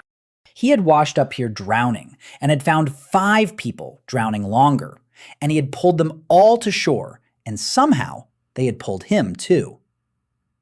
Outside the tower, something was changing. None of them saw it yet, but the eternal storm that had ringed the island for 1,000 years, the barrier of mist and lightning that had kept everything in and everyone out, had begun for the first time in 1,000 years to thin. The thinning of the storm was the first sign that the world itself had changed. C felt it before she saw it. She had stood at that barrier for 1,000 years and knew its every mood, and she felt it weaken now. And she went to the high wall of the tower to look. The others followed when they could, and Iséo leaned on Mina and came too, because he would not miss this. They stood on the wall and looked out at the ring of storm that had caged the island for 10 centuries, and it was breaking apart. The mist was thinning and the lightning was fading, and through the gaps, for the first time in 1,000 years, they could see open ocean beyond. calm and blue and endless under a clear sky. Rena said quietly that the barrier had been made of the same imbalance that woke the devourer. That when the source was wounded, the world's balance broke, and the storm rose to seal the island away. And that now the wound was healed and the balance restored, the storm had no more reason to exist. It was simply letting go. They watched it go. The great storm that had defined the island thinned to wisps, and then to nothing. And the morning sun came down clean and warm onto the ruins of the Azure Empire for the first time in 1,000 years. And under that light, the island began to wake the rest of the way. The frozen fountain in the garden far below suddenly fell. The water that had hung in the air for 1,000 years splashed down into the basin and ran and rippled and was simply water again. Time had returned to the island. Mina gasped and pointed. Across the ruins, the impossible stillness was breaking everywhere at once. The flowers that had never wilted swayed in a real breeze. A bird that had been frozen mid-flight somewhere came to life and flew. The island that had been held outside of time was rejoining the flow of the world. It was not decaying, it was living. Color came back into the white stone. The veins of gold in the towers warmed and glowed in the sun. The place was not a tomb anymore. It was becoming what it had been 1,000 years ago, a home. Yua wept openly and made no attempt to hide it, and her light glowed warm and gentle in the morning sun. She said that she had prayed for 1,000 years for the dark to lift, and that she had never let herself imagine it would lift like this. Into morning, into a real living day, with a sky and a sea and time moving again. C stood at the wall and looked out at the open ocean she had not seen in 1,000 years. And Iseo saw the proud warrior's shoulders shake just once. She said quietly that she did not know how to want anything beyond holding the seal, because holding the seal was all she had been for 1,000 years. Iseo understood. He had seen it in rescued swimmers who did not know what to do with the shore once they reached it. He told her gently that she did not have to know yet, that they had all the time in the world now, that this was what they had won. Not a single triumphant ending, but all the ordinary days they had given up. Time to wake without dread. Time to plant a garden that would grow and bloom and fade and grow again. Because time moved here now. Time to simply live. C was quiet a long moment. Then she laughed. It was not her hard, cold laugh. It was something lighter than Iseo had heard from her, and she said that she had led armies and held barriers and sealed gods, and that she had no idea at all what a person did with an ordinary morning. Mina took her hand and said that they would all learn together. Rena came to stand beside Iseo and looked into her threads one last time, the way she had 1,000 times before, always finding death waiting at the end of them. And Iseo watched her face change. She looked, and then she let out a slow breath, and her eyes filled, and she said that the threads were quiet. That for the first time in 1,000 years, she could look ahead and not see an ending rushing toward them. That she saw days, just days, open and unwritten, and going on with no doom at the end of any of them. She said that she had forgotten a future could simply be a future, and that she did not have to carry the burden of seeing the end anymore, because there was no end coming for them. She closed her eyes and for the first time let the threads go and just stood in the sun. Sol came and stood at Iseo's other side.